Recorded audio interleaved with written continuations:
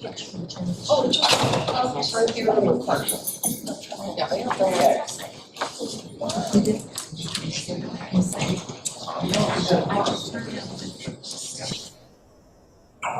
All right, welcome everybody to the Sonoma County Library Commission. We're going to call this meeting to order, even though a couple of our members are not here yet.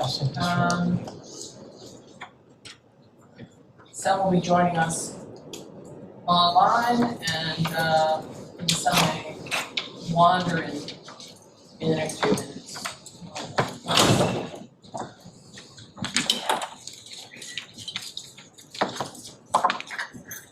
Our first item is, and I hope everybody had a happy 4th of July, happy Independence Day, and a happy Juneteenth. That was happening last month as well. Our next, and let's see, I'm going to call the roll. Commissioner Cahill. Here. Commissioner Elkin. Here. Commissioner Engelbarth. Are we going to hear him online? Lisa? He hasn't joined yet. He hasn't joined yet. So sorry. All right. Commissioner Goldberg. Here. Commissioner Green. Here. Commissioner Hauser. Here. Commissioner Heatheridge. No. Commissioner Lagos is going to be a little late. Commissioner McKenzie. Here. Commissioner McMillan. Commissioner Engelbarth is going to be attending the meeting, I believe, under the Just Cause exemption, and Commissioner Lagos is traveling. Chair Doyle. Both Commissioners Engelbarth and Lagos will be participating under the traditional teleconference. Oh, all right. Okay, thank you. And with that, we will move to item 2, announcements. I think we made all the announcements we need to. And item 3, public appearances. Members of the public who wish to address the commission regarding matters not on the agenda should request recognition at this time pursuant to the above described protocols. See also guidelines for public appearances in the general information section below. We may have some people online, let you know that. And just so the members of the public who wish to comment know this, we don't respond to you. This is your time for public comment, so we will not be responding if you ask us questions. Okay. Members of the public? We have Tamara online. Okay. Yes. There. Welcome, Commissioner Heatheridge. Thank you. Chair Doyle, can you also announce the 3-minute limit? Oh, I'm sorry. Yes, and everybody who speaks is going to have 3 minutes. Please go ahead. Thank you. Okay, hello. Thank you, everyone. My name is Tamara Merle, and I'm a resident of Forestville. I just want to take this opportunity to thank the Sonoma County Library for your support and lifting up LGBTQI programming, materials, and Drag Story Hour. These actions are especially affirming for LGBTQ plus children, youth, and their families who see themselves represented. It's important and can be life-saving. You folks are providing safe spaces. This encourages children and adults to embrace diversity, respect differences, and promotes empathy. It's reducing bullying of LGBTQ kids and youth and anyone who is perceived as different. It counters transphobic and homophobic hate, misinformation, and attempts at censoring. So lastly, thank you for providing free and open access to information. This builds our communities, and Sonoma County Library rocks. Thank you very much. Thank you. And welcome, Commissioner McMillan. And your chair. All right. Any other public comments? I was informed that the comments on the Drag Story Hour were to happen add the actual notice on the agenda. Is that true? That would be farther along in the agenda. So, Yes. thank you for clarifying. And Chair Doyle, Adina Flores has a hand raised. I'm sorry, could you say that again? Adina Flores has a hand raised in Zoom. Okay. Ms. Flores?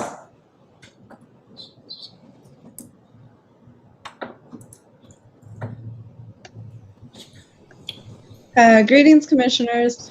Current commissioner and Roanoke Park appointee Barbara McKenzie has represented the city as commissioner since 2014. She also was appointed to the Roanoke Park Library Advisory Board in 2012. Should she happen to be the spouse of former Roanoke Park Mayor Jake McKenzie, this is a tremendous conflict of interest. Mayor McKenzie and Commissioner McKenzie have served simultaneously in local governance. I've opened the case with the Fair Political Practices Commission, so certainly a resolution will be reached shortly. Mr. McKenzie's history with the SMART train is frightening, as they're currently under investigation with the state due to blatant nepotism in public contracts. My mother, Sandy Lippitz, the deceased finance director of Roanoke Park for over 20 years, was illegally forced out for questioning the budget, while former city manager Gabriel Gonzalez sexually harassed her. I brought this to the attention of Mr. McKenzie at least a dozen times, but of course we know how women of color are treated within the city of Roanoke Park. Ms. Elward and Ms. Rodriguez serve as tokens to indoctrinate their people with Caucasian ideology as I continue to speak facts. As I conduct a forensic audit of the remaining commissioners, I'm curious as to what conflicts are present. It would behoove you to answer my questions pertaining to budget discrepancies, which have gone ignored by the County of Sonoma Board of Supervisors for the past 2 years. My mother's been dead since 2015, so good luck trying to reach out to her for clarification. Thank you. Thank you. Any other public comments? You want to take your, I just wanted clarification, so everyone who wants to talk about the drag story hour, we need to wait for it's on the agenda. Correct. Thank you. any other general public comment? Okay, hearing none, we're going to move down to action items by resolution. 4.1, the appropriations limit for fiscal year 2023-2024. Good evening.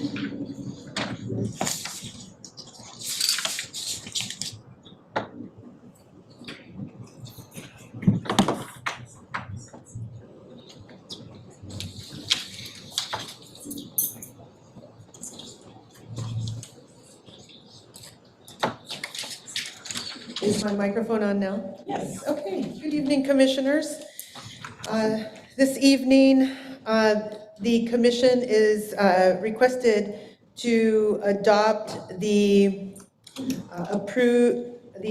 spending limit according to the Ganding spending limitation under Proposition 4 that was adopted by the voters back in 1979 and amended and refined by Proposition 98 that was adopted in 1988.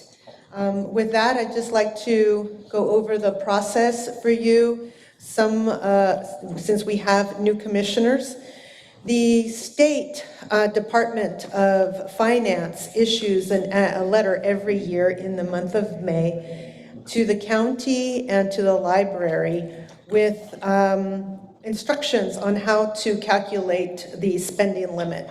And just to clarify, it's because we're a joint powers authority body. That's why the library gets the letter, isn't that correct?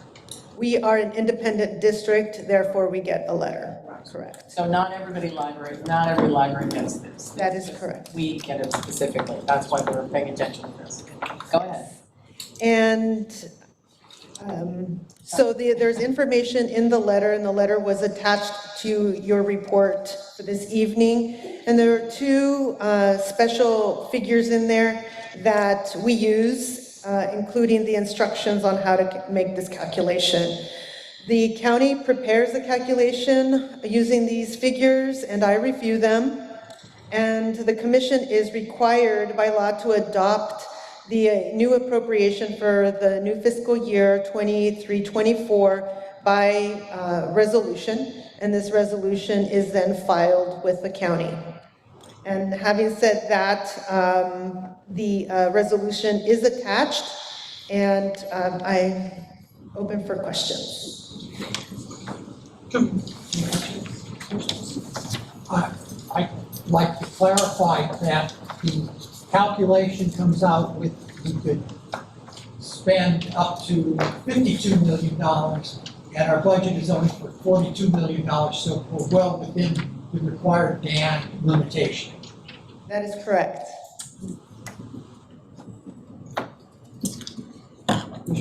I would just like to add to Commissioner Hauser's comment. Although we are well within the limit, it still behooves us every year to go through this process and to approve the, in this case, higher limit for next year, because that will then become the base figure for subsequent years. And there was a period a couple of years ago when, before Myrna joined us, when this kind of slipped through the cracks, and while it was not a terrible tragedy, we don't want to make the same mistake again. So this is pretty much pro forma for those commissioners who are new. It's just an important thing that we do every year to comply with the GAN spending limitation, and when appropriate, to raise our limit so that we'll be within it and we can build on it next year. So I would like to move, if I may. I think first we have to ask for, right, I didn't have a question, I was going to second.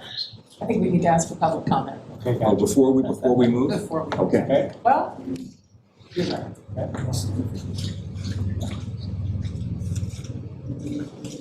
Yeah. Thank you. Please move. I'd like to move by resolution that the Sonoma County Library Commission adopt the resolution establishing the appropriation limits for the fiscal year 2023-2024 as presented by our CFO. I second it. I think Commissioner Heavenridge is seconding. Commissioner Heavenridge, second. That's right. And I see that Commissioner Angbarth has joined us. That's right.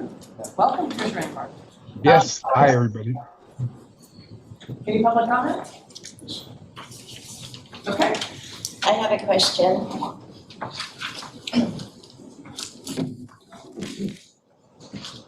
So of that budget, how much money is allowed for story hours?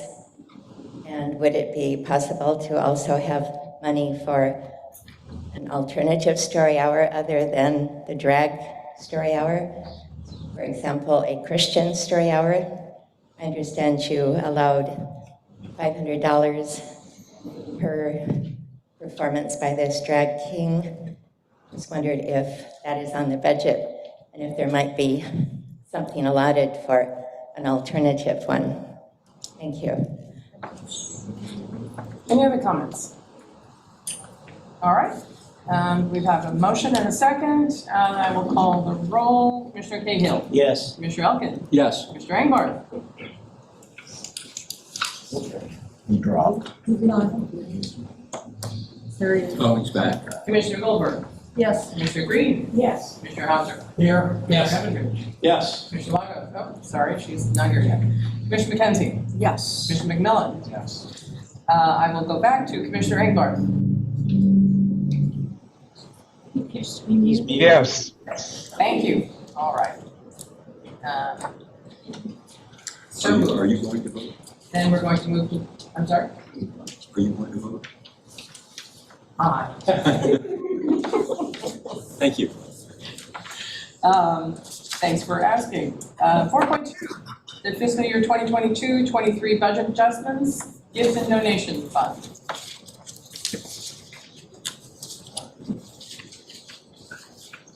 The commission is requested to increase appropriations in revenue and in expenditures this evening.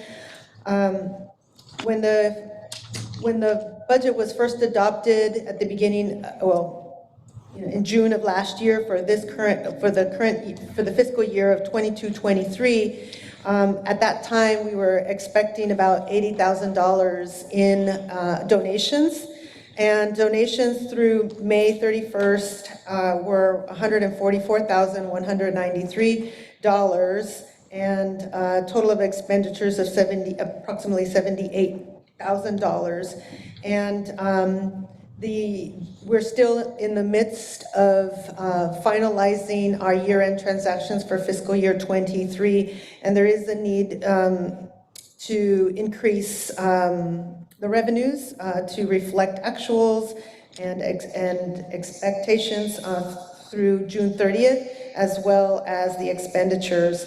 So this year, we're asking to amend the gifts and donations to better reflect actuals, and so we could finish our year-end activities. Commissioner Elfin, since the Finance Committee discussed this, would you like to make a comment? May I, first of all, thanks for presenting this. Sure, I'd like to make a typo correction as well, if you'd like. Go ahead. So on the resolution, the total amount that we're asking to increase expenditures as well as revenues is $92,454,000. And under the budget of books and subscriptions of $49,130 and special department expense of $43,324, I'm asking to remove the parentheses there. There's just a typo, they should not be there. And also of the total, $92,454, if you would include that in your motion. I wonder if we have to amend. No. Is our counsel here? Yes. Jeff Mitchell's on the line. Are you asking for feedback? The library counsel is on the line. Jeff, do we have to amend it? It's just a typo? Do we have to amend it to fix a typo? I think you can make that part of your motion. I would say yes, if you want to fix that. Thank you. Do I have a motion to approve the amended? So move. All right. Second. Thank you, Commissioner Cahill. Any public comment? Sorry, you were going to invite me to say something. I am. I thought you, please do. Again, for the benefit of our newer commissioners, this is also a pretty pro forma activity. We, earlier in the year, adopted a final budget. We're allowed to make adjustments to the final budget if required. This is kind of a good news adjustment. We had anticipated $80,000 in gift and donation revenue, and we received a higher amount. And so we're just approving changes to the budget to recognize the higher amount of gifts and donation and to authorize greater expenditures in line with that. So we discussed this at the Finance Committee meeting last month, and all felt that this is something we can encourage the full commission to adopt. Any other commissioner comments? Before you take a roll call vote, Adina Flores has a hand raised. I'm not sure if it's in relation to this. Any other commissioner comments? Then Adina. Thank you. Good evening, commissioners. I am ecstatic that the library is getting additional funding. It's necessary for our youth to continue to read so that they can educate themselves rather than receive the indoctrination that is being pushed through the public school system, being that I am the former executive Stop you right there. Are you talking about 4.2? Yes. Okay. Go ahead. Yes. And again, per the Brown Act, I need to get through my full comment, or that is considered a Brown Act violation. So going back to what I was saying, I appreciate the opportunity for our youth to have this additional funding, to have books within the library that can give a full scope of what they should be learning. Just at a quick glance, Again, I behoove you to improve the selection of literature, which my fiance and I would be happy to help with. I did do a brief search of the catalog, and I see no mention of the book Six Black Presidents. We've had now 7 Black presidents, which we don't talk about because they were biracial. So we are continuing to indoctrinate our community with initiatives that do not represent communities of color. So that I don't appreciate at all. So I would like the opportunity to connect with staff or the commission so we can get actual books that reflect our history. Thank you.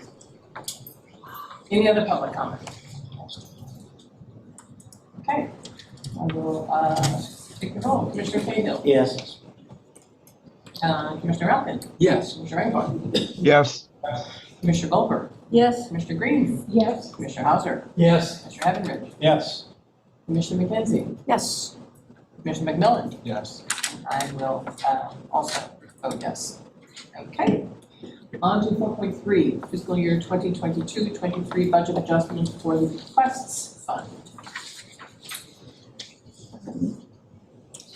The library received a bequest from the Cundy family, and according to the bequest, it requests that when funds are to be used from this bequest to present to the Sonoma Valley Library Advisory Board.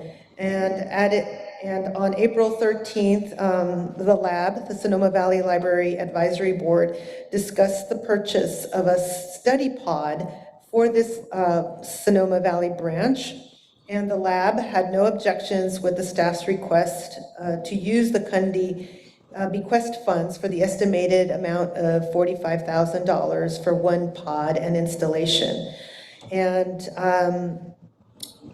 so the installation takes over 2 fiscal years, fiscal year 23 and fiscal year 24. And in fiscal year 23, there were $21,208 that were expended for this project. The remaining of the funds will be expended in fiscal year 24 when the project is completed. And the reason for coming to the commission for appropriation is that we normally we don't appropriate until there is a planned expenditure and we know the amounts of those expenditures. Then we can request an action by the commission to give authority to the library to make the accounting adjustments.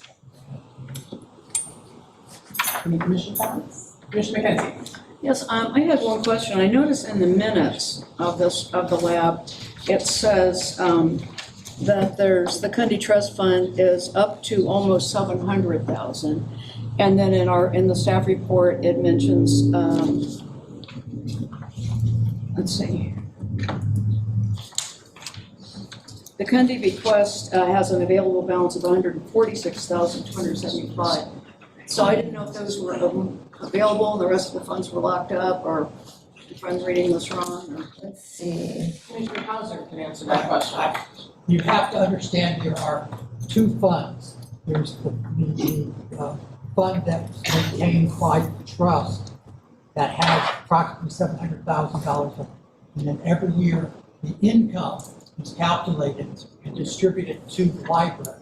So the 140-some thousand is the library's fund that's built up that hasn't been spent, and the 700 is what's still in the trust. Gotcha. I thought it was something like that. Thank you for explaining. Thank you. Local knowledge. Local institutional knowledge, yes. The 140-something is what's available for budgeting. Other commissioner comments? Questions? Public comment?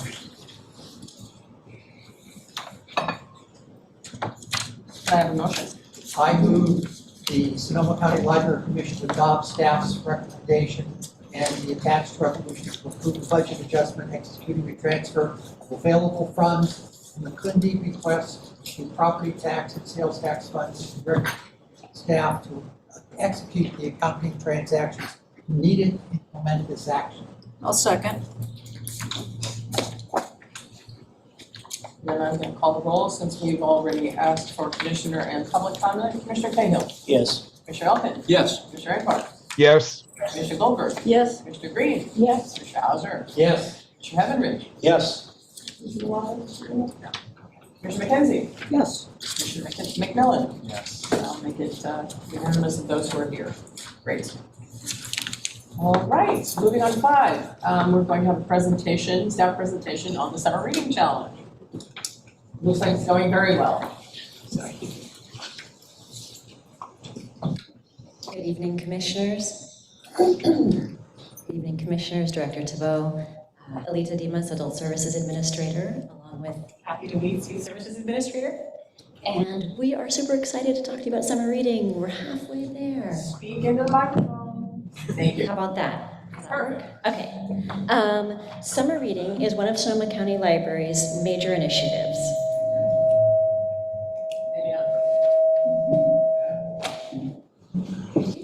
No, you can't hear me, huh? I'll try again. This year, this system-wide summer reading challenge for all ages started on Monday, June 5th. You can't hear me anymore, huh? Okay.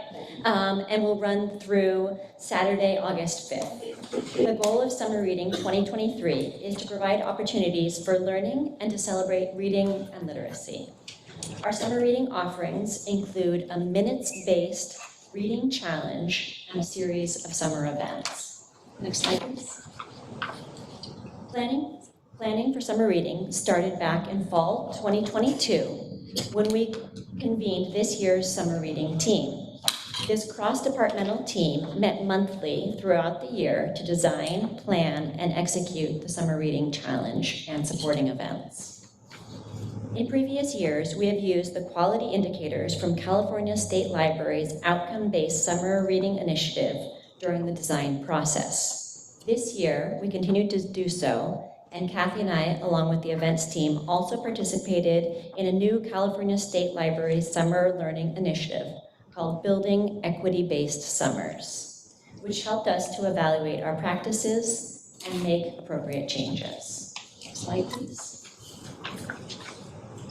Summer events include a variety of activities that are designed to engage people with different learning styles and interests. The menu of summer events was developed by the planning team with leadership from community engagement staff. Events were selected with an eye to meet the Reimagining Plan goals and evaluated with all of our traditional tools as well as the racial equity lens. Branches then had the opportunity to select preferred events from the menu, which was also supported by our summer lunch grant with additional events. Some examples of upcoming summer reading events that you all are invited to participate in are in the management report in your packets. And also reflected in the image. Yeah, you'll see this image on our website, on our social media. These are just a few of the many performers and activities we will have at our branches throughout the summer. Next slide, please. One event we would particularly like to highlight is our first annual Lectura Fest, which was held at the Central Santa Rosa Library in June. The goals of this event included increasing summer reading participation among Spanish speakers and providing unique culturally relevant performances to draw new customers into the library. The event was a success with over 390 attendees, and staff gained skills that can be used in planning other large-scale events at other library branches in the coming year. Turn it over to Kathy. Thank you. Next slide, thank you. As we mentioned earlier, changes to this year's reading challenge format were guided by the California State Library Quality Indicators and the Building Equity-Based Summers Community of Practice.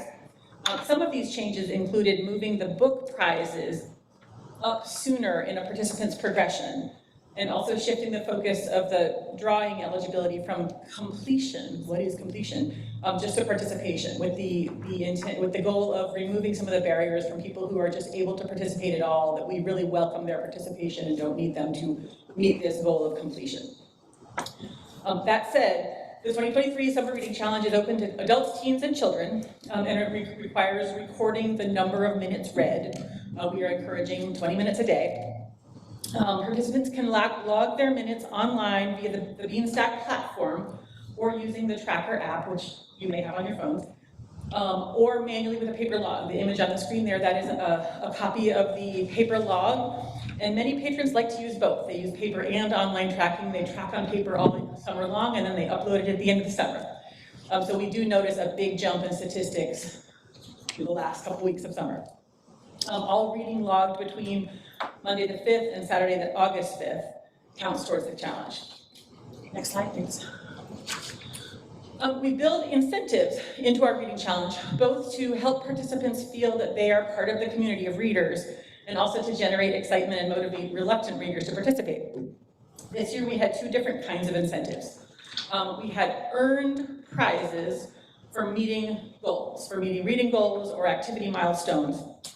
Like read 5 books, you get a free book. We also have prize drawings to incentivize additional reading beyond just the basic participation. So all participants who log at least 1 hour of reading will be entered into those participation drawings at the end of the summer. And we'd like to mention that one of the prizes is books. We like to reward reading with more reading. And that also helps to help us meet our goal to increase access to books. Yeah, I mentioned this earlier. One area where we embraced the equity approach was to give all participants the opportunity to earn the incentives and win the prizes, which may have given more of an advantage to people who have transportation to get to the library, who have more free time that they can spend reading 20 hours instead of just the 1 hour they can happen to get in a week. So those were a couple of the changes that we have made. Next slide, thanks. Participation, so our statistics, participation statistics is one of our indicators for success. Another one of our indicators for success is the distribution of outcome surveys that we usually push out to the participants later in the summer. Some of the outputs that we'll be looking for at the end of the summer include an increase in total participation, as well as an increase in the completion ratio. I know we just said we don't care about completion, but we do. The completion ratio would be the percentage of people who enrolled who have completed. I'm happy to report that even just since July 21st, when we pulled this data, sorry, June 21st, thank you, we have seen significant increases. Right now, as of today, we have about 1,000 more participants registered than we did at this time last year. Minutes read as of today, 1,237,157. That's double what we had 2 weeks ago. Yay, all of you. And then just as I said, that we do expect a lot of people are doing it on paper, and so we will see a jump at the end of the summer. So right now we are on track to significantly outpace our statistics from last year. So since this is the last slide. I have one more little thing I was going to say. I'd just like to take a minute to encourage all of you to join the Summer Reading Challenge and to be part of our community of readers. We can hand you pieces of paper, like you grab some right there from Jen Ryder in Rohnert Park. You can do it online on your phone, but we just encourage you to participate, and then that concludes it. So we're happy to take questions. That's great. Great program. Always been a good program, and it's always hard to get better each year. I think you've been doing that, so congratulations. It's really good to get our reading. And I know we had a program of reading to a dog, but I didn't know we had a program of a dog reading. That was surprising. But good.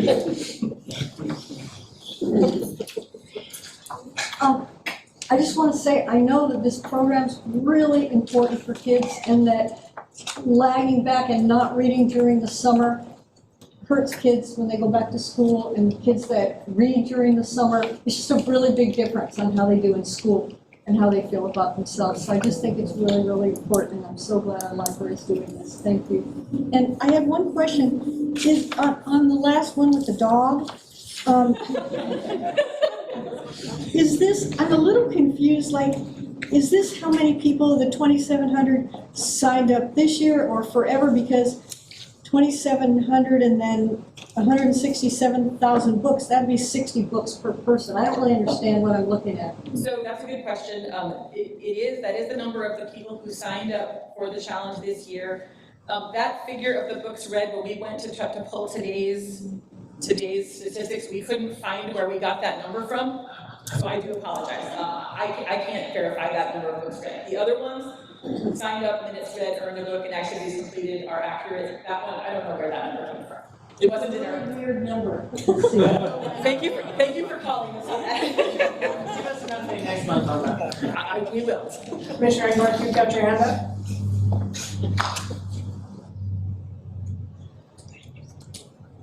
Can't hear. Okay.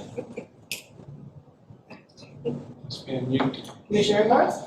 Yes, I wanted to just a big shout out to the summer reading team. It's a great program, and I look forward to all the activities every summer. And again, thank you very much. Commissioner McKenzie? Yes, it seems like over time, like way back when, whenever that was, that summer reading program was very much getting kids to read books. And then we added adults, getting adults to read books. And that this summer, we're really presenting it as a much more complete, I don't know what it is, but we use the word challenge in the staff report and the thing that just says summer reading.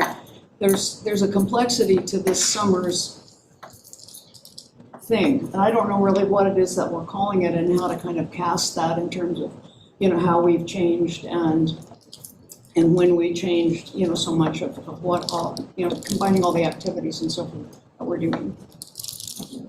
I can speak to that a little bit. As the library profession as a whole has kind of evaluated what we do over the summer and how we can support students and our whole community during this unique time of year, we have started to look at everything that we do as part of that package, rather than saying, well, we have events all year, and so events are something separate. Those events often drive our signups for the participation in the actual challenge, which is the one you see the reading log for there. And then we have the piece of summer lunch, which I think you've heard Kathy and Rachel speak about quite a bit. And that's another element where we are supporting students, but also families, also adults. One of the things that Kathy and I have really strived for this year is sort of a continuity of experience for all readers involved in the challenge. We know that people are from all different walks of life in our community, and each of our branches serves a unique demographic. But we really want to embrace all of that and include all of that in our planning for the summer. We know that summer is a time when people engage more with the library, either because there's more daylight hours, because kids are out of school, college students are out of class. So there are a variety of reasons why people participate, engage with us a little bit more strongly during the summer. We want to embrace all of those and include them, and that's reflected in the, let's see, let me get the exact name for them right. The quality indicators from the state library. It's kind of that whole gamut of services. And I will also add that it's not just Kathy and I in a little room with our brains going. We should really give a big shout out to every one of the branches that you, and the communities that you all represent, because they are, as we speak, really hitting the pavement in terms of making a huge difference in promoting this and getting families signed up. Sure. Just a follow-up to that, we had the crazy COVID years, and everybody did a great job trying to, keep this thing going through all that. Can you kind of, in a general sense, say when this kind of shift, if that's proper to between a reading program and a much more comprehensive activities thing, when that happened in our library and whether it's significantly larger this year than it's been, again, adjusting for whatever COVID comments you can. So I would say that in the COVID years, that was when we did one of our shifts, which is from having a separate reading program for preschool and a separate one for school age and a separate one for teen and a separate one for adult, to just having one that was all ages, that we could then sort the platform by age, so we could still pull the age statistics, but it was more streamlined for the participants. I'll agree with you, Barbara, that when I first started the library, which was a couple of years ago, summer reading was for school age kids. I mean, it was for school age kids, and it was targeted at the summer slide. at Sonoma County Library, in my recollection, we expanded to teen services first, then we went down to preschool because the families were bringing the preschoolers anyway, so we might as well have something targeted for them. And then the adult services wanted to do their own thing, and then at a certain point, it made sense to do it all together. The state library, as Alita's saying, there's a new kind of iteration that that Barbara and I heard about in a meeting today, that next year it's gonna be more about summer services as opposed to summer lunch, summer reading. It's gonna be more, it's gonna be more looped together. I do think that's a direction that we've been going for a while, and that community of practice that Alita and I participated in this year, that, Building equity-based summers. Building equity-based summers, when we were in those meetings, we were like, oh, we're already doing this, and we're already doing this, and we're already doing this. So we were able to share some of that information with them of things that we had already thought to bring things out into the community, because people aren't coming to us, just as ways to engage more of the community that wasn't already coming to the library. Thank you. So it's just, I think it's an iterative process. It's changing each year. Thank you, appreciate it. Other comments from the commission? There's two people wanting to speak from the public after the commissioners. Other commission comments? I'll say that, that part of the reason probably the state library is talking about that is because the California State Library got some major funding for lunch at the library and that sort of thing. So they want to make sure that they're incorporating lots of things. Public comments. Oh, also, just a comment that Otto may have some competition.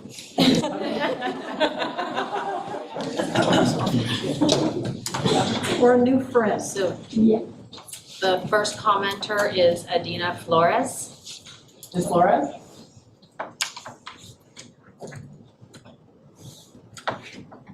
Good evening, commissioners. I am wondering if there is data available to show a breakdown of the ages of the participants as well as the racial group that they belong to.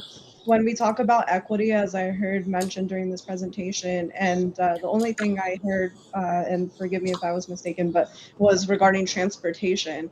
I live in Vallejo, California, where our kids and adults rather can't read at all.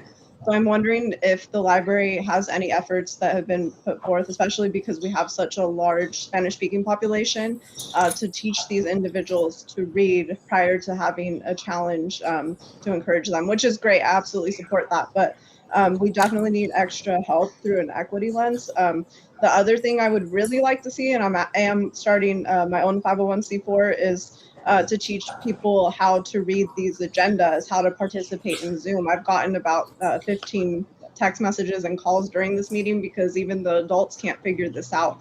And so if we're not even teaching our constituents the basics, as we can see, they are not enabled to make changes in their society. So aside from just this challenge, I would like us to see the opportunity to teach our stakeholders how to get involved in governance and how to read these materials, because it's very foreign to about 90% of the community.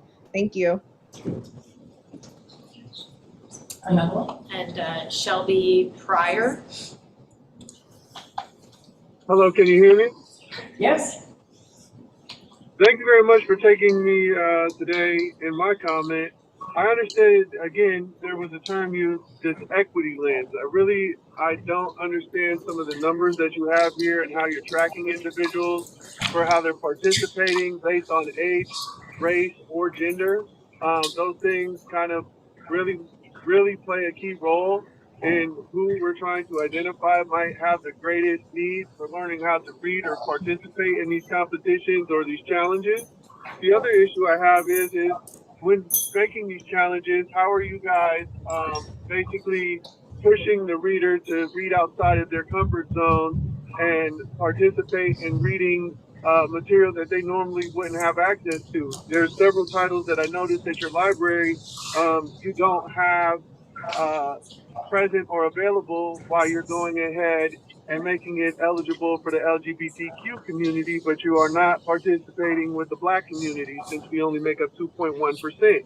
It's interesting that there's things like Post-Traumatic Slave Syndrome, which is a book that's well known and authored, the First Council of Nice, which is also about the Moor relationship to the world and how it basically influenced 90% of the European colonization and achievements and attributes to the community that you live in currently.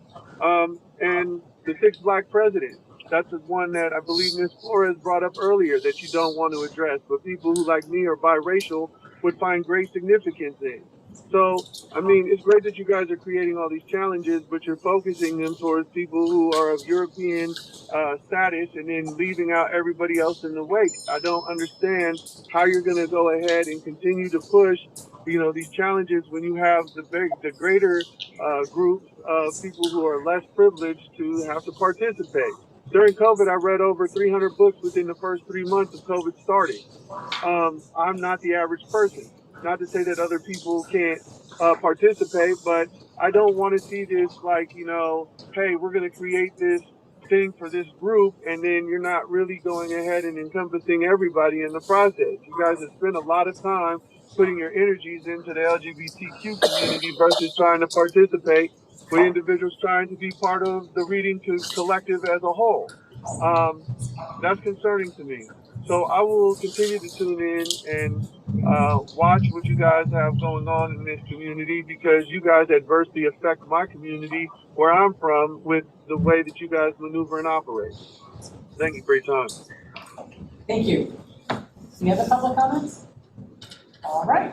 There's one right here. Was there? Sorry, I didn't see. Yeah, I just have a question, maybe these ladies can answer. This number of... Could you speak into the microphone, please? Thank you. Yeah, I was intrigued by this number of 2793, about 3,000 people. And that's for a challenge, for a special program, that sounds like a pretty good number. I wonder if, you know, I'm a big fan of reading, by the way. I'm wondering, you know, do we have any records of how many people are using the library system? Because even if we double that number, I don't know exactly what the population of Sonoma County is, but that seems a pretty small percentage, which concerns me. And it's a question, is this 3,000, is there a number that shows how many people are actually reading in this county? And how can we increase that? That's basically my question.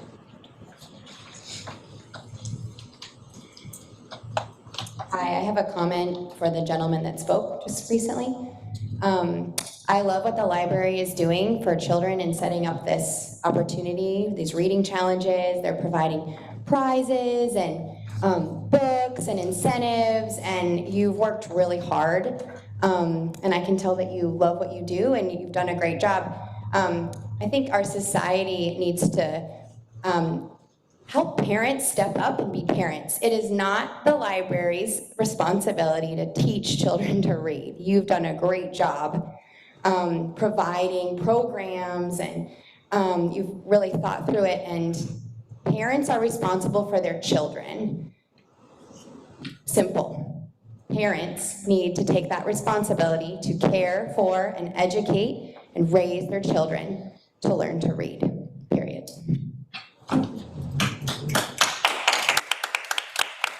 Any other comments? Thank you very much. You've done a terrific job this summer. And forward to more reports. I actually well, never mind, I'll ask that next time.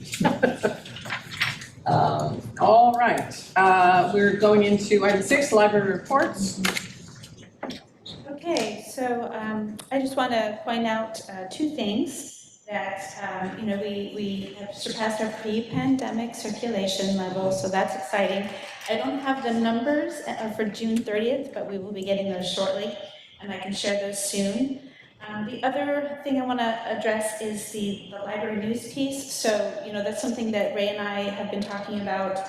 We are going to continue collecting these stories, and we will put them on the Commission SharePoint website if you are interested in reading them. But really, we want to make the library news forward-thinking, you know, writing columns and having those be published in newsletters with a variety of organizations is really going to help amplify what we're doing. My first column will hopefully be this Friday. And then lastly, I want to talk about the grants, the Building Forward Together grants.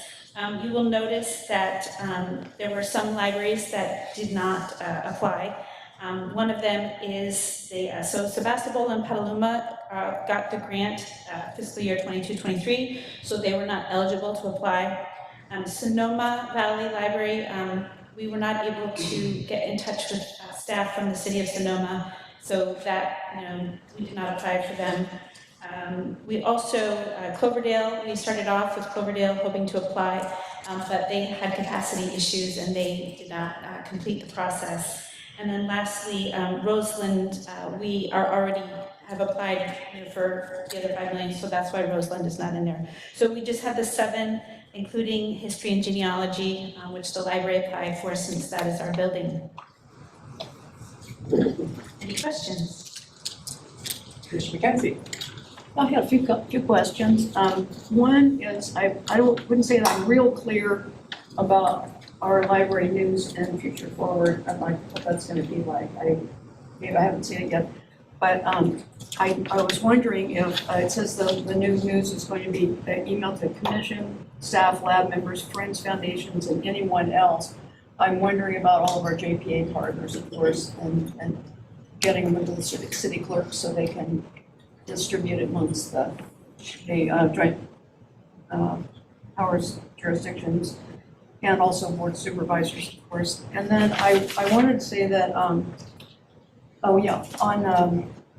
this page, it talks about Open Door Plus in Windsor, the soft launch this summer sometime. I wonder if, since we're not going to be meeting in August, if we could get some sort of maybe an email report about how that's going when that happens. I'm very interested in that project. And also, let's see, down under fund development, I see that Lucienne is going to co-sponsor the November event. Do we know about the November event? What is that? So the November event is an architect's preview. So we're hoping to have some initial preliminary designs by group 4 of the design build in Roseland. And this will be a breakfast similar to the one that we did last year that they will be showcasing some of their designs. And we are going to be, working with Lucienne on that event. Would be similar to last time, but with some architectural. Right, with some renderings, some of the new library campus. So we'd be invited to that. Yeah. And then just lastly, I wanted to say that I was really impressed with the California State Building Forward grant applications. They were much more extensive than I knew, and I really appreciate the detail on this, and this is super, and if they come through for us. When will we know? Do you have an idea when we'll know if we get them or not? Probably September or October, and I just want to give a shout out to Ray, Sarah, and Barbara, and Dave, and Myrna for all their hard work. They did a fantastic job and really worked together with our partners to make these applications the best they could be. And Craig, our fund development manager, provided language to help with the grant applications as well. Thanks to all, because it's very impressive. Other questions? Comment?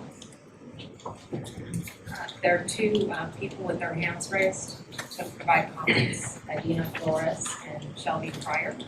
Okay. Ms. Flores? Good evening, Commissioners. I haven't had the time to fully read through the director report, but I do have some concerns at first glance. The fact that the Sisters of Perpetual Indulgence will be holding a reading hour on July 22nd. That 501c3 or C4, whatever they're classified as, they openly mock my faith. I was raised Catholic, not any longer. I'm a follower of Christ. I am a Christian, but regardless, that is what their nonprofit. Interrupt you. This is about do you have a comment on the library report? The director? Yes, this is in the library report. Okay, thank you. Thank you. Please don't interrupt me. It's a Brown Act violation. I'll send you a cure and correct letter. Thank you. So back to what I was saying, the Sisters of Perpetual Indulgence are in this report for their reading hour. This is disgusting. It's a mockery of my faith.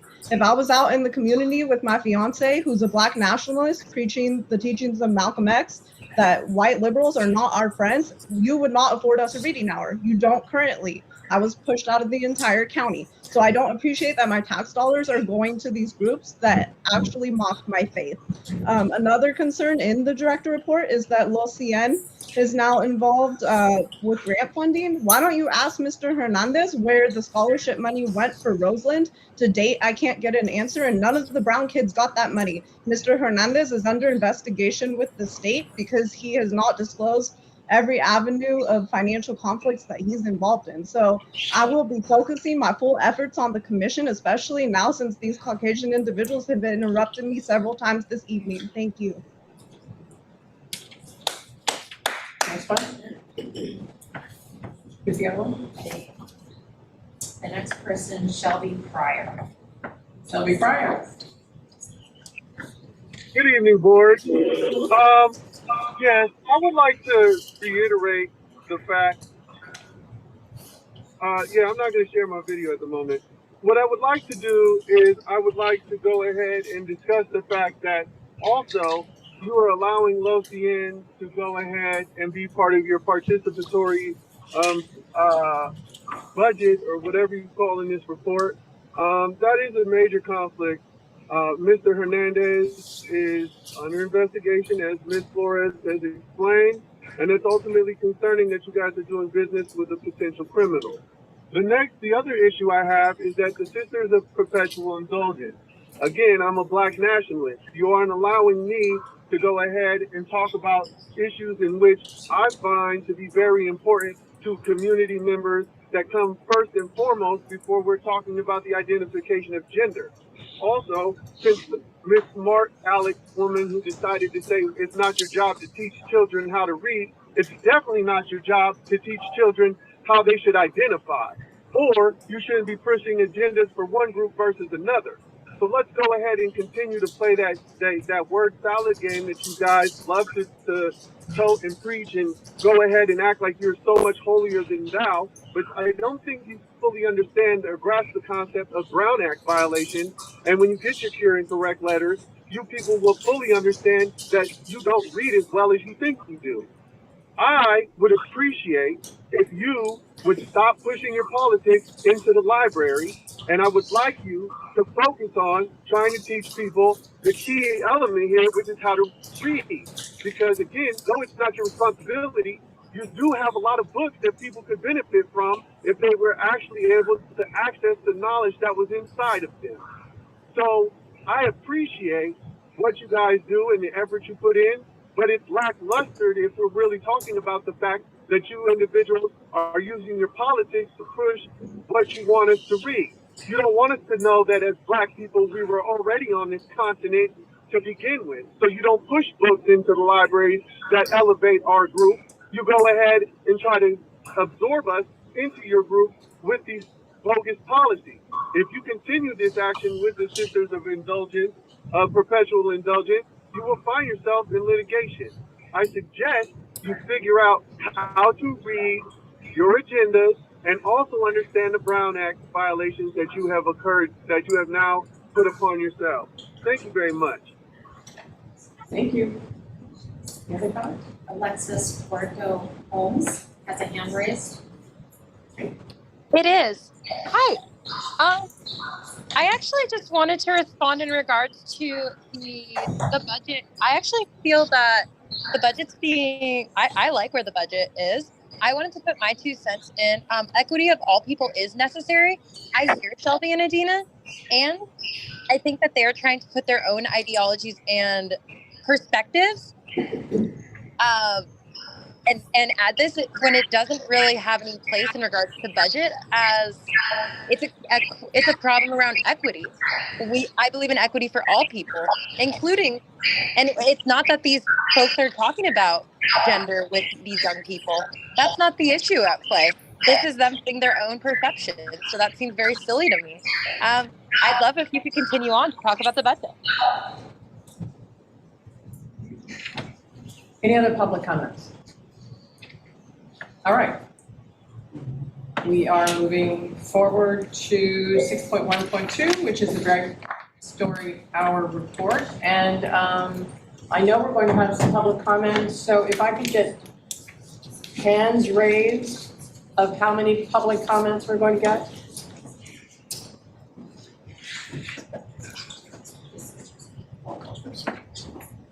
Okay, thank you. Good evening, Commissioners, Chair Doyle, Director DeBow. I'm Barbara Mays, one of the Public Services Division Managers. Between July 1st, 2022 and June 30th, 2023, Sonoma County Library held 1,012 programs for ages 0 to 5. We held 5,187 programs all year round for various age groups. During these summer reading months, we have 216 programs planned for all ages. Story times encourage literacy through reading, singing, dancing, and play.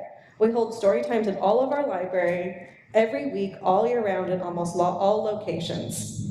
This year, to celebrate Pride and summer reading, we booked the nonprofit Drag Story Hour at 4 library locations, 4 story times. They read 3 books, sang silly songs, and kids got to play with a tambourine and dance. It garnered 322 children and parents. They had a great turnout with exclamation from attendees like, "My little girl was so excited to be here today," to, "My 14-year-old is trans and has so much anxiety about being accepted. You are helping him to feel like he matters and is worthy of existing." The Sonoma County Library staff have worked hard to ensure safety for all of our libraries while supporting community resiliency, fostering social justice and inclusion, embodying a culture of creativity, and offering culturally competent services. Thank you. Right here you can see our information sheet, and then there's also background in the agenda. Commissioners, do you have any questions? Questions? I have a comment. I know that we will get one side from our community members, and I appreciate you being here. I also wanted to point out, though, to the commission and staff that in Cloverdale, we've got a wonderful new applicant to our lab. Based on the publicity about the drag story hours and the protest and counter-protest, this individual looks for ways to get involved, and he'll be a real asset.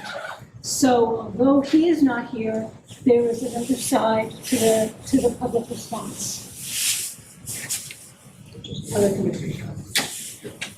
I appreciate very much you putting this in the context of the total number of story hours and public events at the library as well.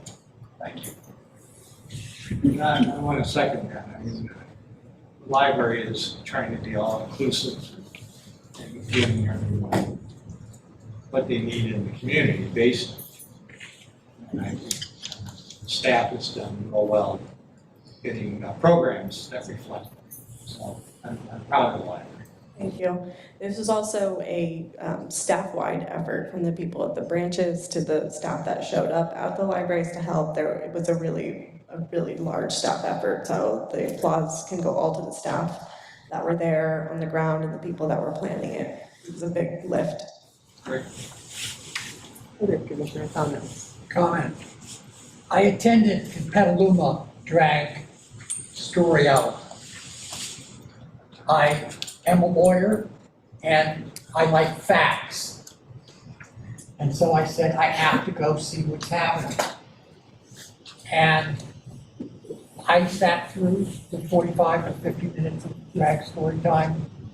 It was a bunch of kids, it was chaotic, it was crazy. Woman Vera was up there reading these 3 books. Were they great books? I don't know.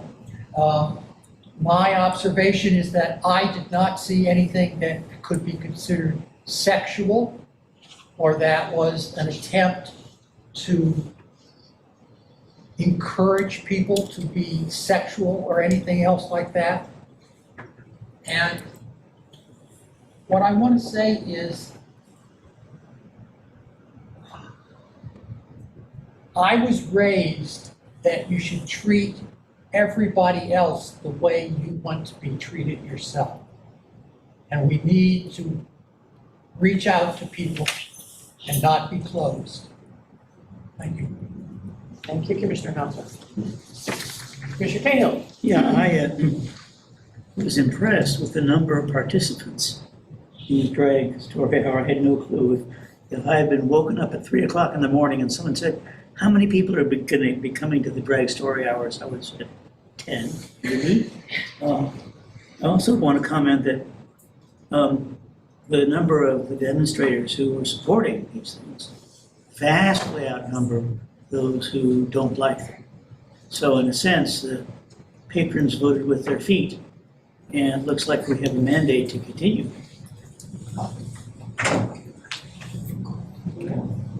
Mr. McKenzie? Thanks for your report, Barbara. What was the number that you said about the total number of story hours? I don't see it on this thing, and It's not on there. We just actually finished our fiscal year, so we wouldn't have had these numbers in time for the report.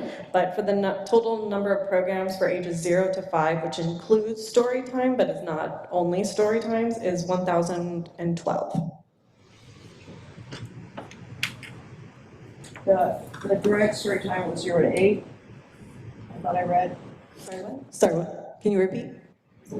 The number you gave us was 0 to 5 story time. I don't know, somewhere I thought the drag thing was oriented 0 to 8. Well, these are just, this is how we categorize programs at the library. So 0 to 5 is how we track those ages of programs. And the next one is school-aged children from 6 to 11. 6 to 11. Do you know how many of those programs you have? I don't have that list. I was looking at specifically the range of 0 to 5, but the total for all programs of various ages was 5,187. That's an approximate number. It could very well change with people still entering in some numbers, but that's what we have right now. We really appreciate your report. We put this specifically on the agenda because we know that it is on people's minds. And so we wanted to make sure that everyone had an opportunity to say something. Can I say one more thing? So I also went to the Petaluma, the drag reading for the kids, and I saw both sides. A lot of you people who were there, I'm sure. And it was really civil. And one thing I took from it was, this is democracy. And nobody was yelling at anybody. Nobody was trying to get. Well, not the Petaluma. Now maybe some other libraries. There's a man yelling at me. Well, not that I saw it. So what I'm saying is, this is democracy, and I'm glad people are getting hurt, but not to get violent about it or yelling at anybody, because we all have our opinion about things, and this is really important. You know, there's all sorts of views in this community, and so I'm just saying my view of what happened at Petaluma. You know, most people were civil and spoke very well. I don't know, it's because the police were there? No. But I just want to compliment the people that I met that were on both sides. So I just want to say that. Okay. Any further questions from the commissioners about my report or anything else on here? Well, I think there was one comment that I would make, excuse me, about the report. There were commissioners there, and that's not in your report. And while we were not there officially as commissioners, we were certainly there in our free time. So I would like the report to reflect that staff had support from the commission. They definitely did, as well as many other community members, labs. The staff were very appreciative for the support. And with that, we're going to take public comment. However, because there are so many hands up and because we've got some online as well, I'm going to give you 2 minutes so that we're not here until midnight.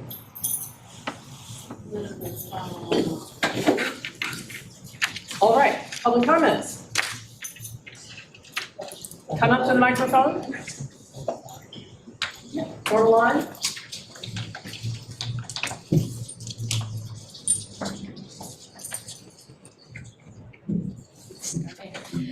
As a survivor of childhood abuse and post-traumatic stress, I adjure you to protect the children and families entrusted to you. Commissioner Doyle's comments in the Press Democrat to not tell her what her children can't read or see at the library. My response to this is then do not accept any taxpayer funding if you don't want to hear what your constituents expect from the usage of their funding.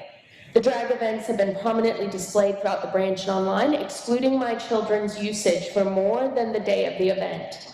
Commissioner Doyle has commented that this is a First Amendment issue, though children are protected from adult content throughout this country every day. The First Amendment argument has also been used as the reason pornography is available on the library computers, though porn consumption has been shown to increase sexually aggressive and violent behavior toward women and children. My issue with the drag events at the library are not about an individual's free expression, but rather the library sought out an adult sexual performer to pay him $2,000 taxpayer dollars to perform a so-called family-friendly event at a taxpayer-funded building. Let alone the library had not conducted a live scan for this performer prior to the event, though he was involved with children at the event. The library does not require parents' permission to check out items or events that could be traumatic. Therefore, the burden is on the library system to have safeguards in place. As a mother, I am not asked to approve what my daughter checks out at the library. In fact, I have not been allowed to pick up her holds if I forget her card number and she isn't present.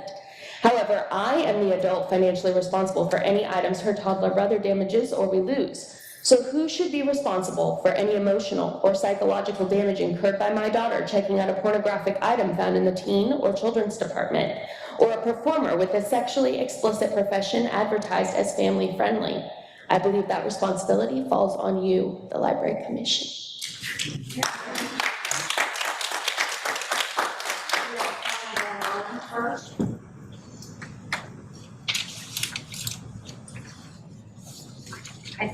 Someone's got their hand up. There are people online. Do we want to do in person first? We're gonna or we're gonna alternate. We're gonna Okay, okay, got it. So the first person on the line would be Tamara.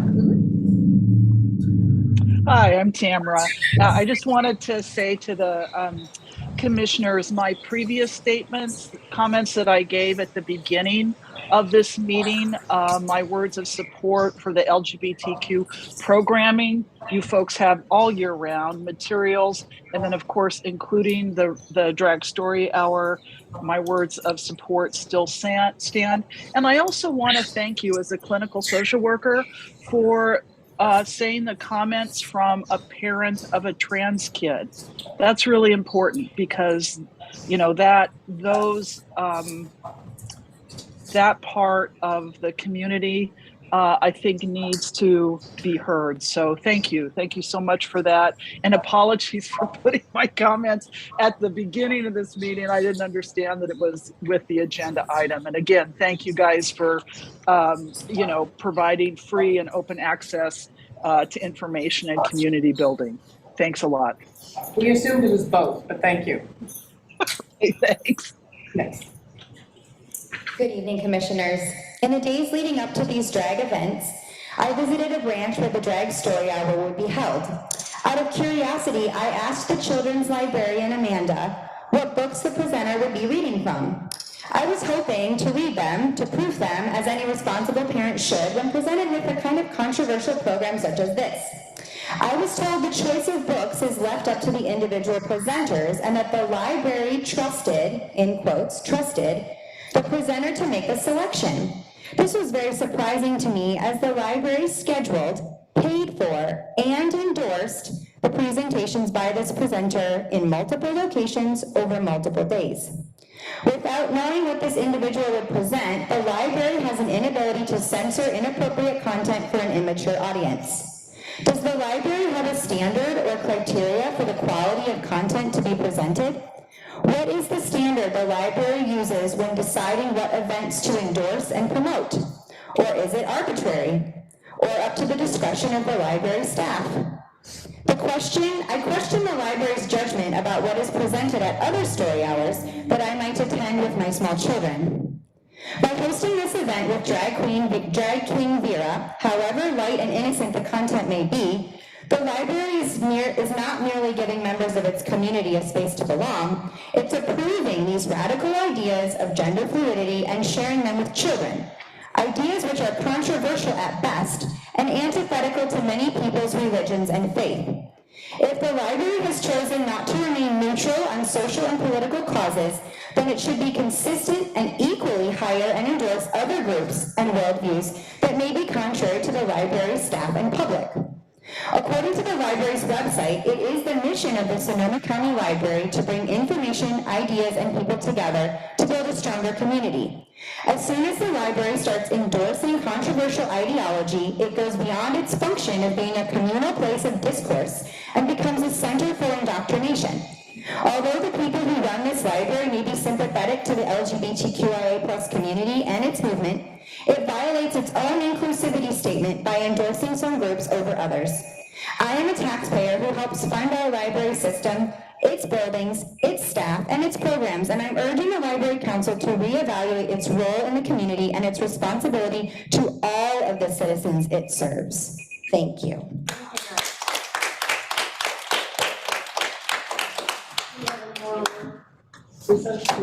Yes, we do have another person on the line. I choose to alternate. Sure. Adina Flores. Adina Flores. Okay. I hear you.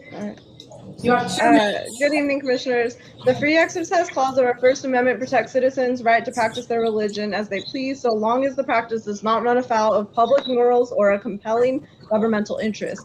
The U.S. Supreme Court has said that faith-based organizations may not use direct government support to support inherently religious activities. Pride and the associated Drag Story Hour fall under the umbrella of a religious practice. Religion may be defined as a cause, principle, or system of beliefs held to with ardor and faith. As cited from the Bible, Proverbs 11:2. When pride comes, then comes disgrace, but with humility comes wisdom. Deuteronomy 22 states, a woman must not wear men's clothing, nor a man wear women's clothing, for the Lord your God detests anyone who does this. Taxpayer-funded drag story hours constitute a religious doctrine represented by the Democratic Party. I'm requesting a full external audit of the charitable sector within the County of Sonoma. Former Sonoma County Public Library Foundation Board President and SRCS Board President Jenny Close, a Democratic elected officer, is currently under investigation with the state due to potential financial malfeasance. For organization Generation Housing, Project of the Tide Center, incited the federal government to threaten me for asking questions about her tax form. If the Library Commission genuinely desires public transparency, there should be zero issue with tracing the motives driving these agendas and associated funding. How does it tie back to the same 5 or 10 people every single time? Figure out how to give reparations to Black folks who make up 2.1% of the county before you focus on who people have sex with. Governor Newsom doesn't want brown and Black kids reproducing, hence our state's history of forced sterilization and eugenics. This has nothing to do with equity and the common good. This is about pushing white ideology onto communities of color. Thank you.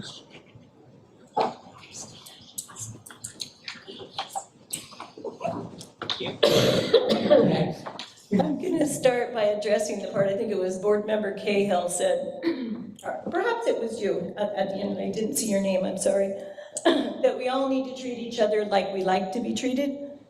If you know anything about the Sisters of Perpetual Indulgence, you would know that they are the most inflammatory, feeling-hurting, backstabbing group of people. Public comments, their mannerisms, their gestures do not speak to being a fan of anybody else other than their group. They stomp on everyone. I have heard their comments over and over. I've heard them live. And how you could hold them up as people who respect other people is kind of, I don't even know how you put it in the same sentence. So these are not respectful people. They have their agenda, and they have no respect if you are outside of their agenda. So there is no tolerance with these folks. And I give them an F on my report card for how they act. And I think they have no place in the public library system. If you really are trying to make it a welcoming place for everyone, why would you invite people who intentionally slam anybody of faith, anybody of any other background that doesn't fit their small narrative lens, which is not the broader public? Mr. Cahill said how there were more people who were for the drag hour than not. You can't be so naive to not know how well-funded that movement is. And that very little of the funding actually comes from the group. There's corporate sponsorship, there's people with agendas. So just because you think fewer people showed up from that group, don't think that it isn't the majority who think like most of us think in here. No place in our tax dollars.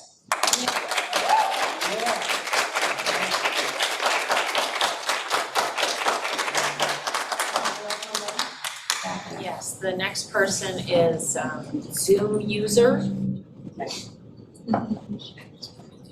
Go ahead. You have 2 minutes.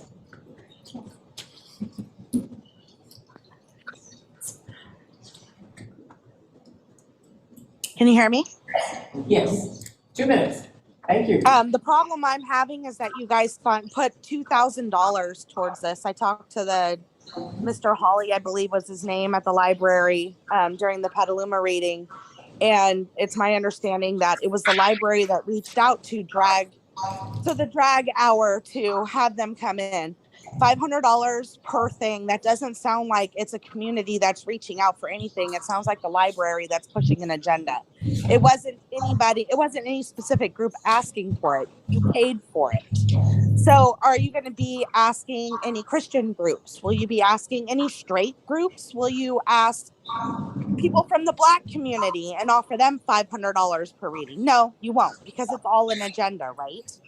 And then you not only did that, but you hire somebody for $2,000 who demands that there be no pictures, no video, no anything on a taxpayer dime in a public building.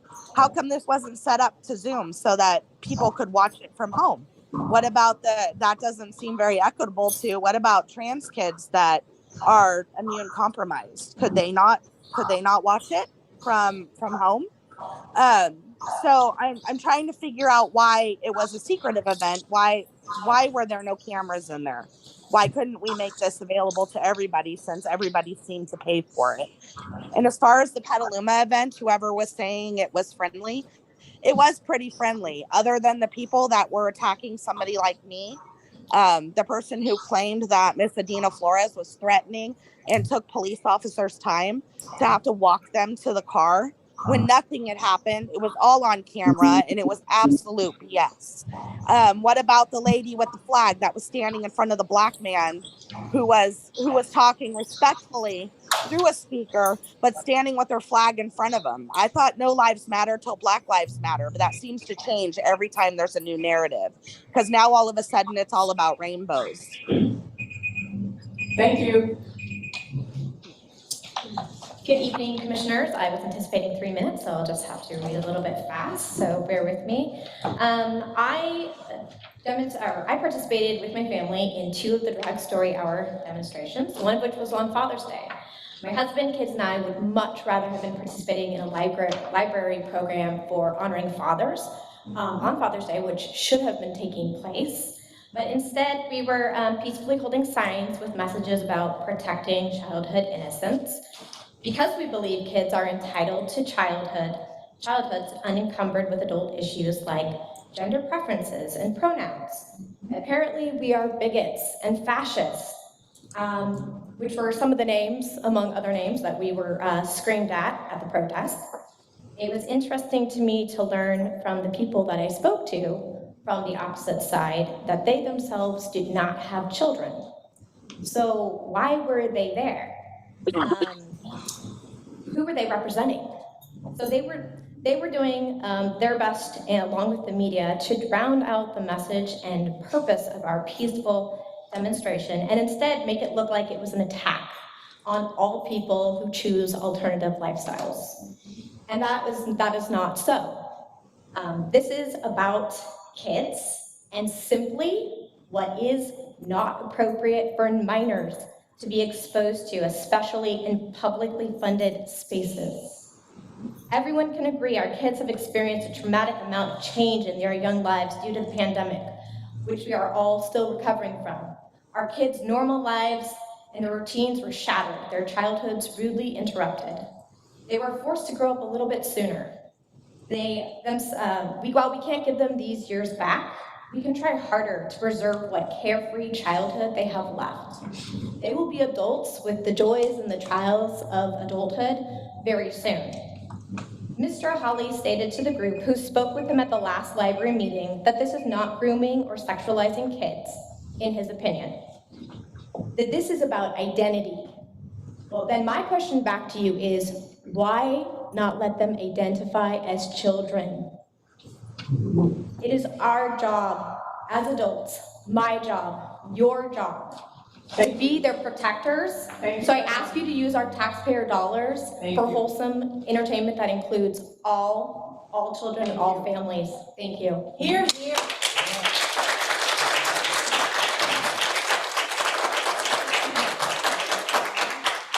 Shelby Pryor, online. Have we heard from Shelby before? Yes. On this topic? Not on this. No. Go for it. 2 minutes. Thank you very much. Good evening, board. This is an interesting subject. As I was at the Petaluma library protesting the very fact that you're going ahead and indoctrinating our children with the very thing that you claim that you're not doing, on the actual thing that I'm looking at right now, it says program content. If you can read, program means something that you're going to put on and push into a space for people to ingest. So if you are what you eat, and this is pretty much what most people understand, if you eat bad food, you get bad results. You're going ahead and pushing this narrative of LGBTQ inclusivity. I'm a half black man who identifies as a black man. When I tell you white people this, you go ahead and tell me straight up, no, you're not.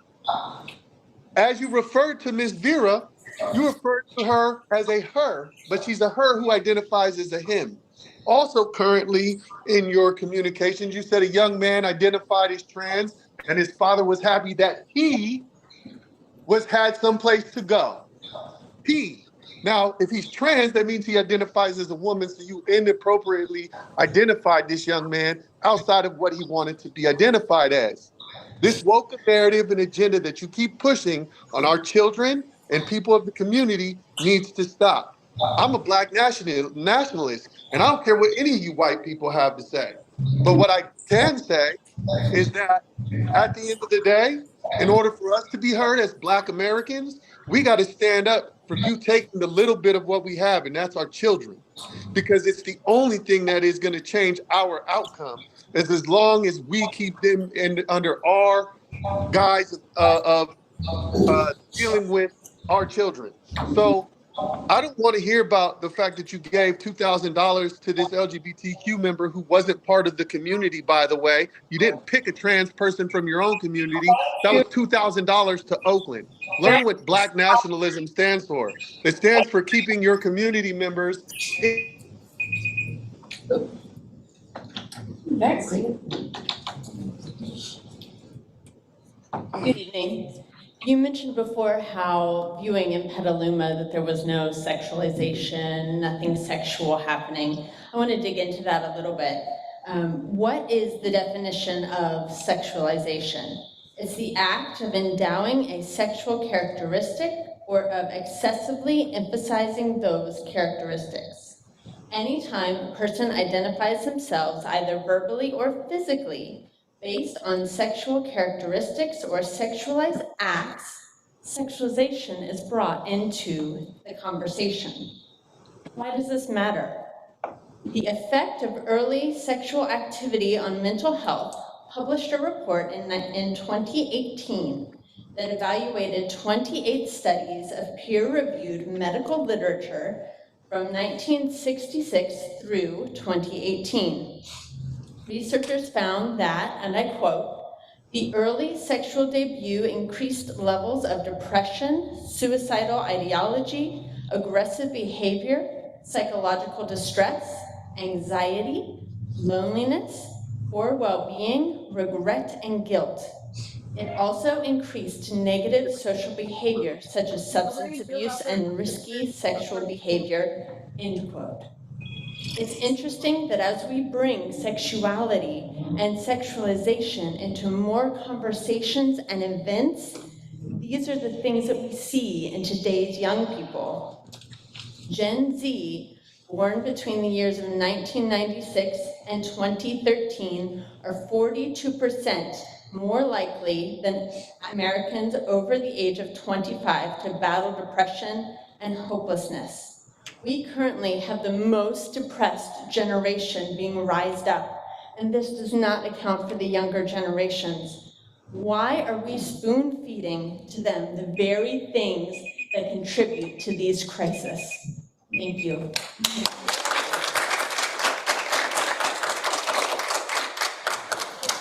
Anybody else? Online. Online? Alexis Porto Holmes. Okay. Hello. My name is Alexis Puerto Holmes. I am a person of color. I asked to add that.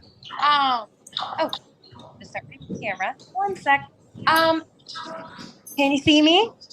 Yes. Yes. Oh, good. Yeah, I am a Latina Indigenous woman. I'm so excited to be here and to talk a little bit. And so I'd like to bring up that there's been a 100% increase of hate crimes due really since Trump's administration to not talk about these issues is around race, gender, sexuality, xenophobia, etc. is ridiculous. Yes, I agree. We should have more Black people. We should have more brown people. We should have more Asian people. We should have everybody and everybody out there supporting and presenting. But other Catholic groups, that seems silly. This isn't a church that we're talking about. We're talking about people who are literally just showing kids that you can be whoever you want to be in this world. You can be queer, you can be trans, and that is A-okay. They are not putting their ideology, they're not pushing some agenda. That is what these other folks are doing. I highly recommend that you look into, and I say this to those who have said, who are kind of color, into the space that, oh, we should be doing these other acts. It really reeks of Blue Lives Matter ideology. I highly recommend you look into the Gay Liberation Front and Black Panthers and how they supported each other. Look into your history, otherwise you're just condemned to continue to repeat it. It's really unfortunate. That's all I have to say. Thank you. Thank you. Any other? Okay. Thank you very much. There's quite a few more, I think. If you're going to speak, get in the line, please, so we know who's going to be speaking. Thank you. My name is Orlane Kurla. I'm a former teacher in the public schools. I'm also a former library story hour presenter when we lived in Fortuna. And so I know what it's like to present stories to these darling little children. My stories were things that could give them hope, uplifting stories like the story of Helen Keller, who was not only blind but deaf, and how she was able to overcome her afflictions. I have a presentation that I'd like to give each one of you. It gives you the history of these drag story hours, the purpose, and it says right here, their purpose is to make it so that these children will want to have the story hour people as their models, as their role models. Is that what we really want? When you find out some of these people in their background, this Vera who presented is part of a strip club in Oakland. There are two story hour presenters who were arrested because they found out that they were pedophiles and had records. Do we really screen these people before you bring them to present to our children as role models?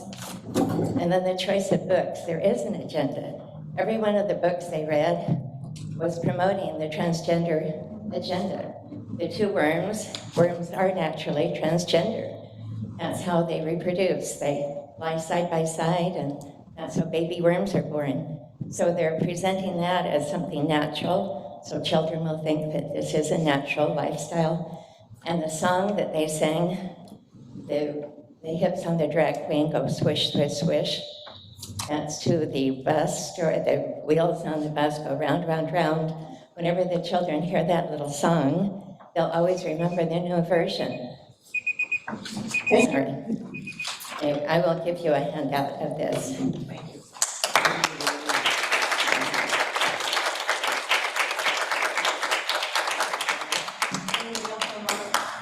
Or is that for all? Okay, great. Thanks for considering our perspective. And I'd like you to consider what these kids are going through now.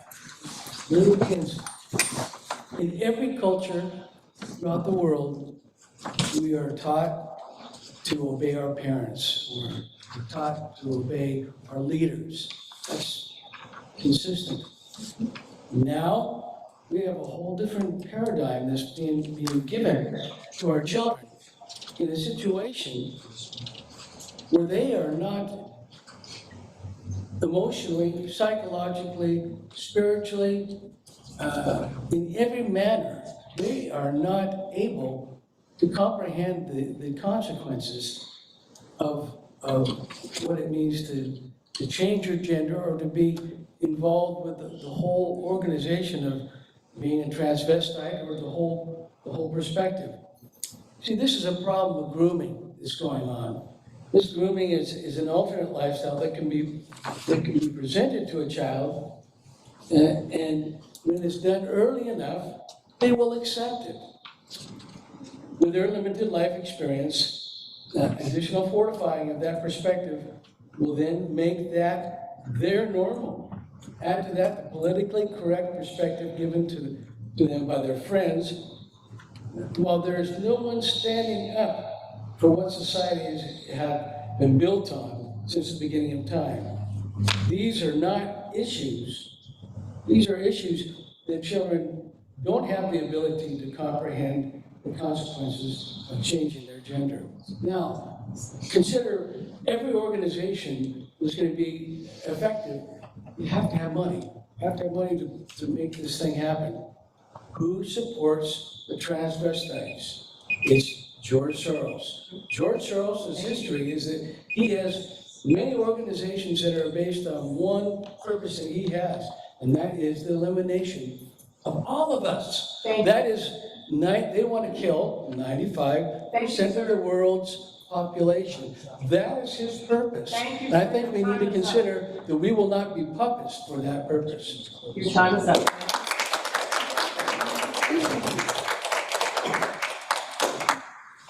Thank you for this opportunity to say a couple words, some really great comments that I won't, reiterate again. But I'm here to defend and protect the innocence, a word that we throw around but is extremely important at these ages, of our children. Vera, the drag queen king, who is doing the reading, and her performing group are intentionally blurring the lines between genders. And we are actually confusing and creating gender dysphoria in our young. Recently, this past June month, there was a New York City drag march, I'm nervous. It's gone viral. You may have seen it. I had to make myself view it. But the chant was, we're here, we're queer, and we're coming for your children. Yeah. Yep. As if that wasn't bad enough, there was nudity, horrible language, and it's just so sad. But I feel encouraged, even in this meeting here tonight, that we will come up with some alternative stuff. That what you're talking about with democracy, yeah, we all fit in. And I just feel encouraged, and I want to thank you for your time.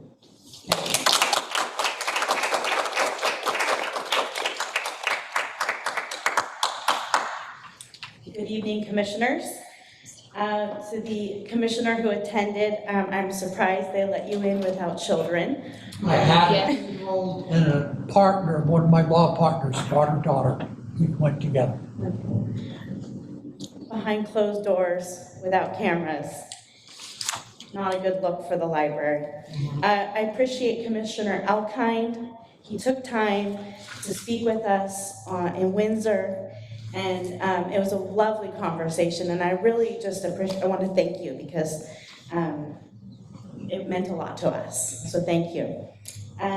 So on a small side note, I just want to point out that there were over a dozen flags or decorations in June's newsletter, no problem. But when I went to go open July's newsletter, I was sorely disappointed that there wasn't one US flag, not one. No red, white, and blue, nothing. I don't know what we're ashamed of. Regarding King Vera, the issue at hand has absolutely nothing to do with a person's First Amendment rights.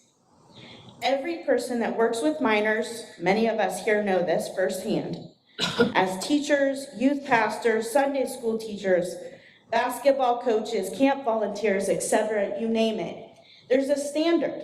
There's a core standard that we have to go through. We have to sit through the tedious, disgusting training. It's nauseating if you have to go through it, especially with problems from your past of being violated as a child.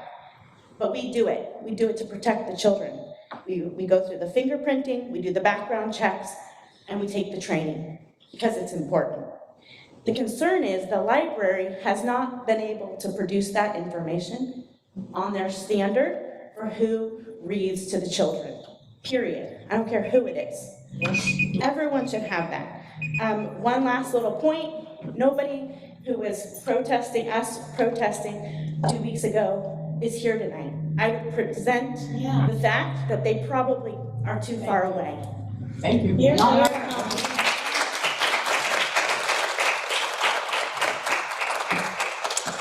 Hello, Commissioners. What we heard from the beginning from Mr. Hawley and others was that Drag Queen Vera coming to read to children was about identity and not sexuality.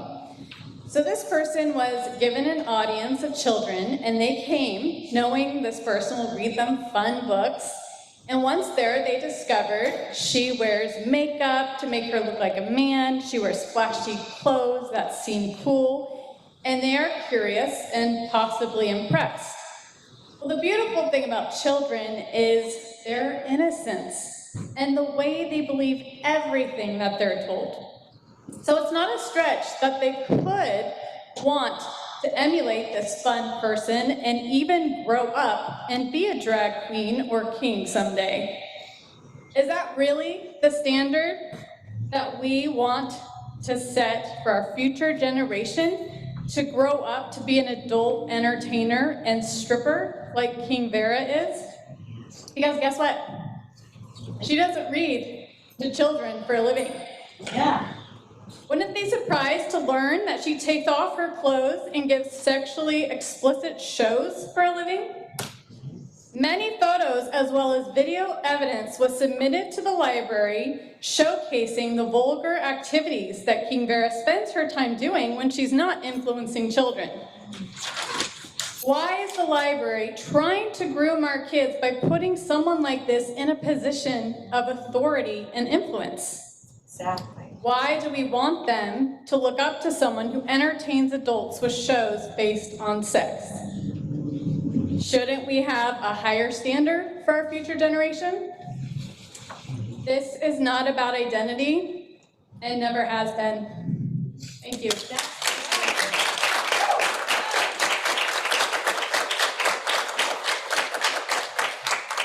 Hello, thank you for this opportunity to speak. I would have 2 questions for the report. 322 people came to the Drag Story Hours. I would like to know how many of those were actually children. And I would also like to know how many of your other story hours you actually pay the people to read. Yeah. So those are 2 questions. And I'm basically just here as a concerned Sonoma County parent who objects to our tax dollars being used to pay for Drag Story Hours. There are so many other less controversial figures that can read to our children. This seems to be promoting an ideology based in adult sexualized entertainment, and we can respect the freedom of all people without promoting this adult political agenda to children. Thank you. Yeah.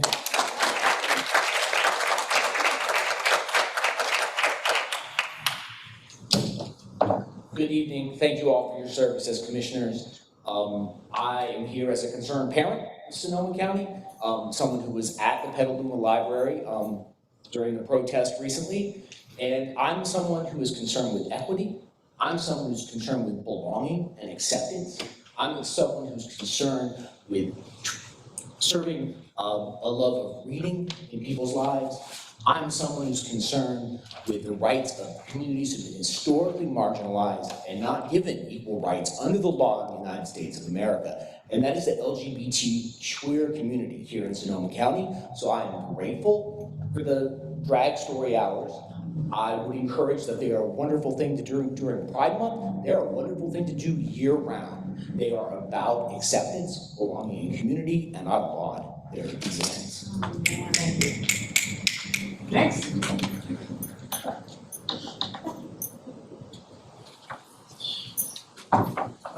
I did not come here to, I'm kind of blindsided. I have nothing prepared. I didn't know what was going on, but I have a comment. Yesterday was Independence Day, and we have the freedom to have extremely diverse opinions. People are passionate about these diverse opinions. And and the only way a nation or a society can survive that accepts all these different diverse opinions is the idea of tolerance. And I'm a retired school teacher, so taught middle school and high school. I work with all kinds of parents, deeply religious parents, parents who are a-religious, not only a-religious, but extremely anti-religious. I've had single parents, had one that was into polygamy, had another parent, had lots of parents who were same-sex, mostly in my case, lesbian couples. I had openly homosexual people in my classroom. These were extremely diverse politically, extremely diverse, all kinds of people. They had one agreement. They all agreed on one thing. They did not want their children to be exposed to things that they particularly did not agree with and ideologies that they did not particularly agree with. And this is something common. One of the rubrics for tolerance is that which takes place between consenting adults. And that used to be held. And so you have parents, parents of homosexual children, very Christian parents and so forth. They all object to that by having, excuse me for being out of time, but I have to finish this one comment. One sentence. The objection is of drag queen hour or any other sexually thing is not related to whatever you think about LGBTQ. It is undermining the notion of tolerance, which is why we have all these hostile and angry people. You should not have sexually or politically. Thank you.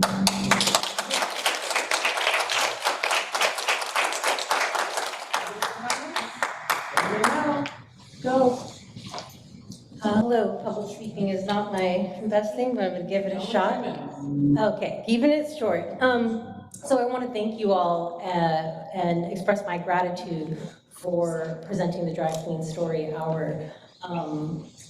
This is really based on the rough math I did with all the programming that the library does. This is less than 0.5% of the programming that was presented. And in this community, there's roughly 6.2 people that identify as LGBTQ. So this is a very small percentage of programming in regard to the number of people in this community. So I think as we try to work towards cultural equity, it's really important to keep that in mind, that this is a very small percentage of that programming.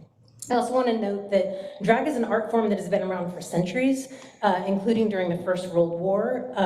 It is a performance that combines elements of fashion, makeup, dance, lip syncing, music, comedy, and it's important to remember that, like other art forms, It is available in a wide spectrum, from mature themes at a nightclub to child-friendly performances that would be appropriate for schools, libraries, and community centers.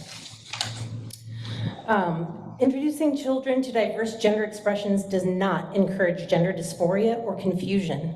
On the contrary, diverse experiences throughout life have been shown to foster self and collective misunderstandings of gender and gender differences. Furthermore, it is important for a child's development that parents, schools, and communities support children in their exploration and expression of gender identity in a safe and affirming environment. Being transgendered is not a choice. It's not. And I know I'm running out of time, but I'm just going to quickly say that many LGBT youth face social stigma in their sexual choices or identities. Stigma may take many forms, such as discrimination, harassment, family rejection, social rejection, or violence.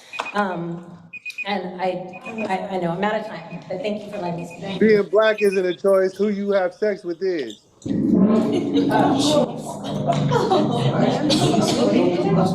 Level of respect. Yeah. I haven't prepared anything, but it occurred to me, would you offer a story hour to a female old-fashioned stripper who wanted to read to kids? That didn't happen. Is this better? Is this more laudable, or anything to be teaching little kids who haven't thought about sex because it's not in their development? It's just inappropriate. I like the dog reading part, where the dog comes and they read with the dog. That always, I never participated, but I like that. But it's not so much. So thank you for hearing everyone out. Thank you.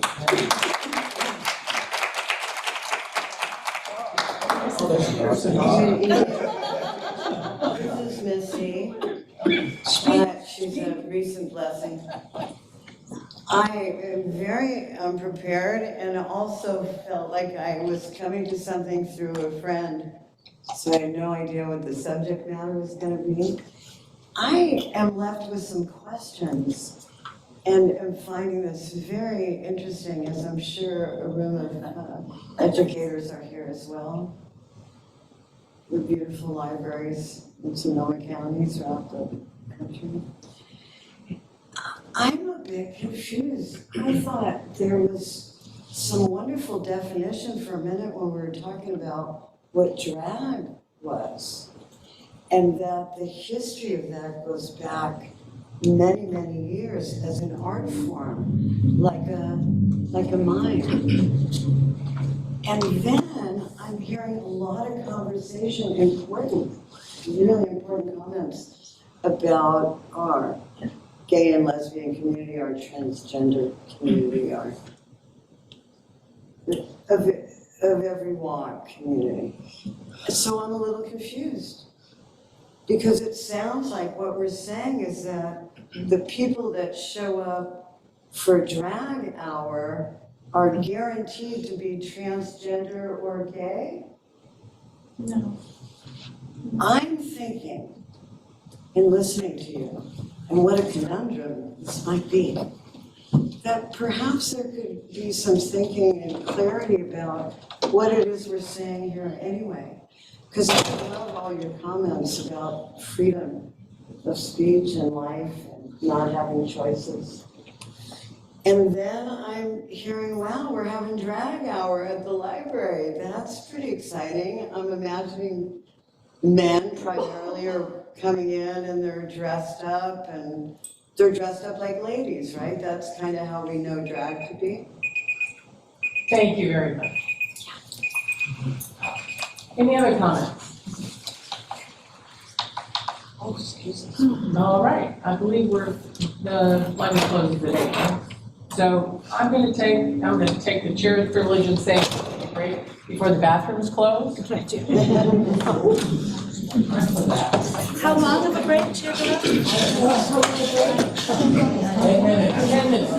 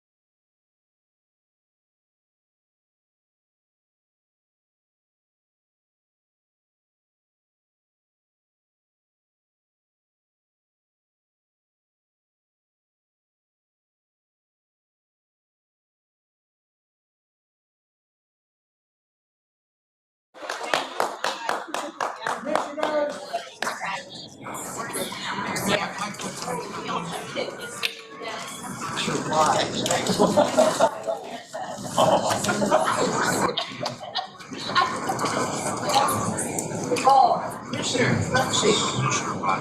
Have a seat.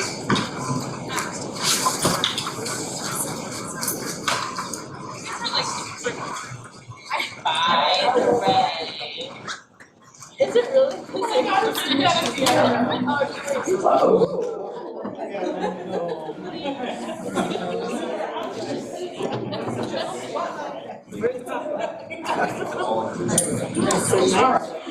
gonna get started with item 6.2. Budget and finance report. Now, we have, most of us have read the finance committee has looked at them, and we've all seen them in the agenda. Do you want to quickly walk us through, does anybody have any questions for? No.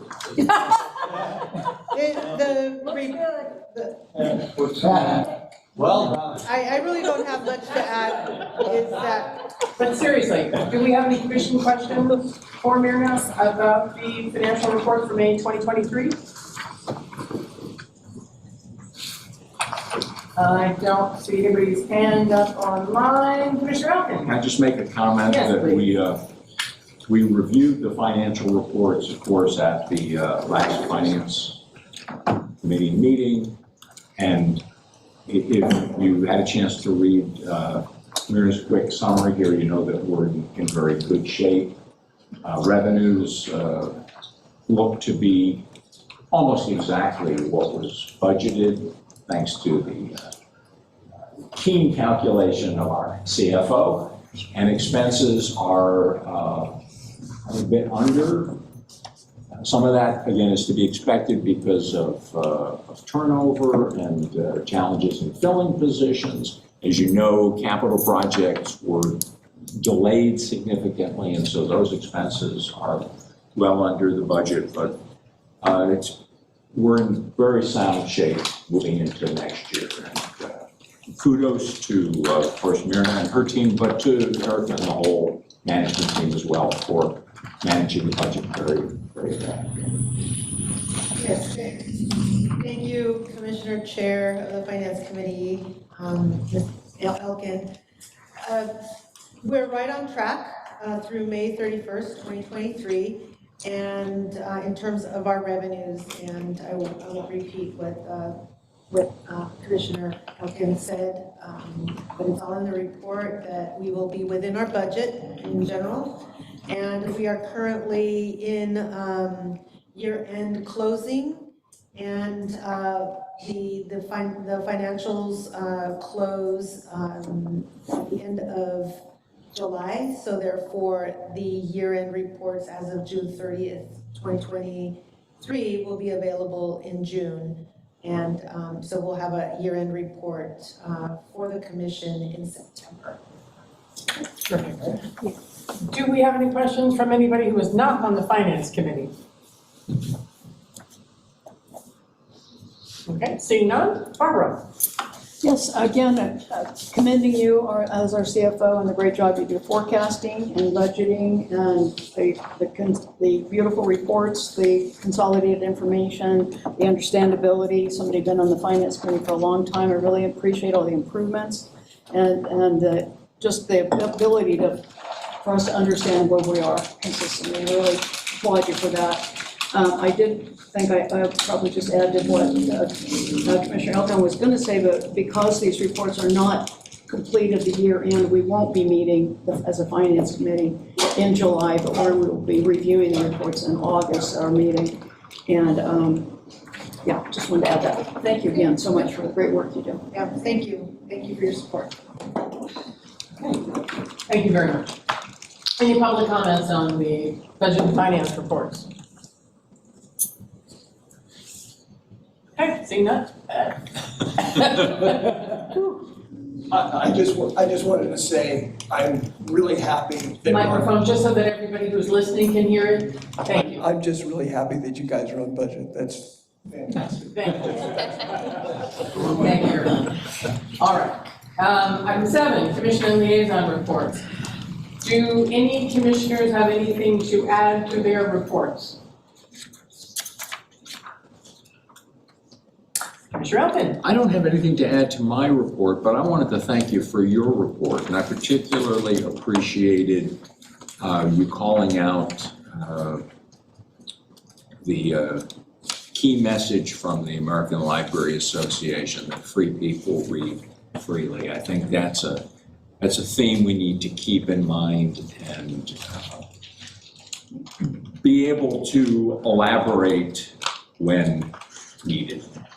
Thank you. Thank you. And I will make an additional, I just got back the other day, and so I'll make a report on ALA doings in the next meeting. I appreciate it. Any public comment about the commissioner reports? All right. Committee and liaison reports. Do you have anything to add to the Finance Committee report? No. Commissioner Elkin? I don't, thank you. But I would actually like to thank Commissioner Barbara McKenzie, Commissioner Dave Cahill, and you, our Commission Chair, Deborah Doyle, for serving on the committee over this past year. I always appreciate your attention to detail, your care and concern for the library. I'm always grateful to Barbara for your incredible institutional knowledge and the perspective that you're able to bring. And I hope that we have been helpful to Myrna and her team this year. So thanks to all of you. Thanks for being our chair. Chair Doyle? Any other additional? Member of the public has a hand raised, so when you ask for public comment, All right. just let me know. I will continue to ask the commissioners if they have anything to add to their committee or liaison report. Okay.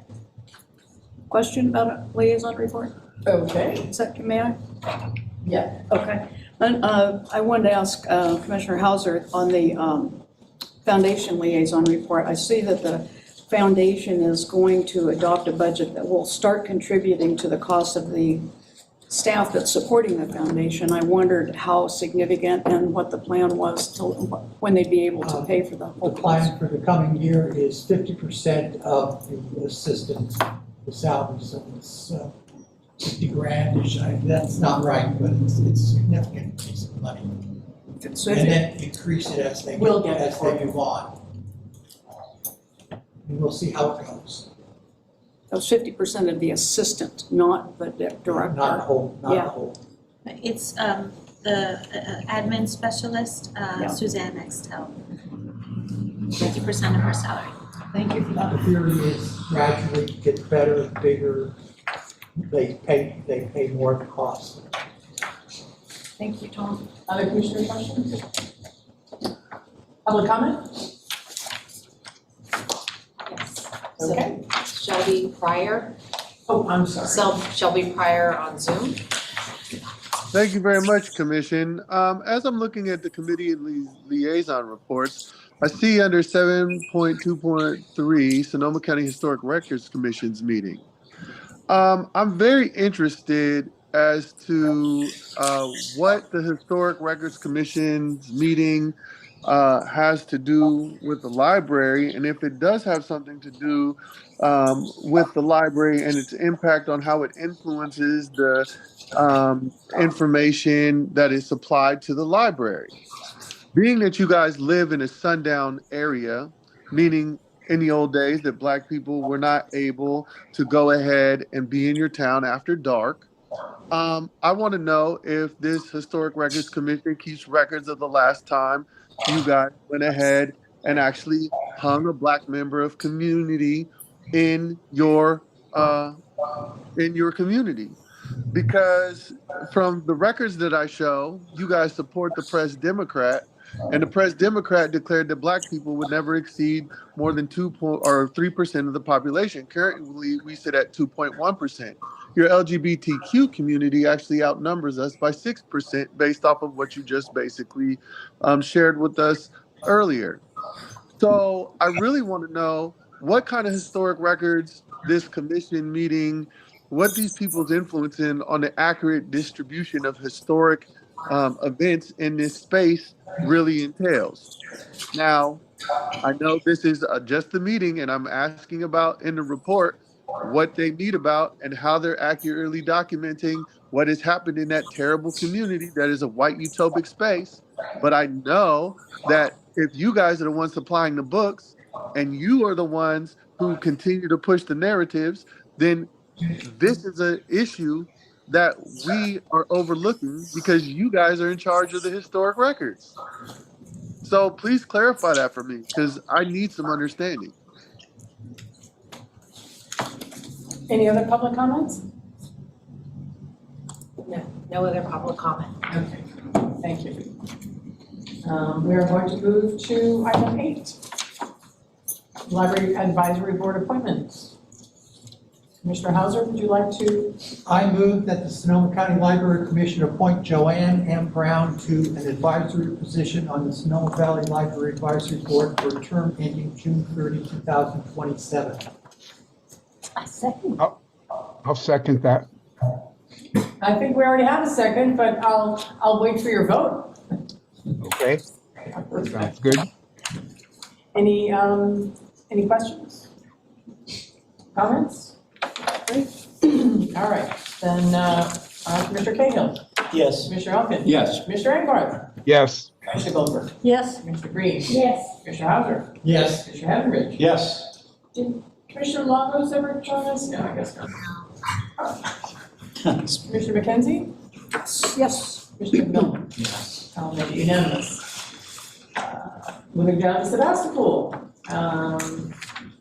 Commissioner Engelhardt, would you like to make a nomination? Yes, sure. I move the draft motion. Jack Belselreader's applying for another term as a youth commissioner. And Jack's been extremely active in the community, both the general community and the community in the high school and local youth community. And it's a real asset to the lab. And I'd like to have him reappointed. Super. Do I have a second? Second. Any comments? Questions? Any questions, any comments? All right, I have a question on who seconded the motion. Dave. Okay, thank you.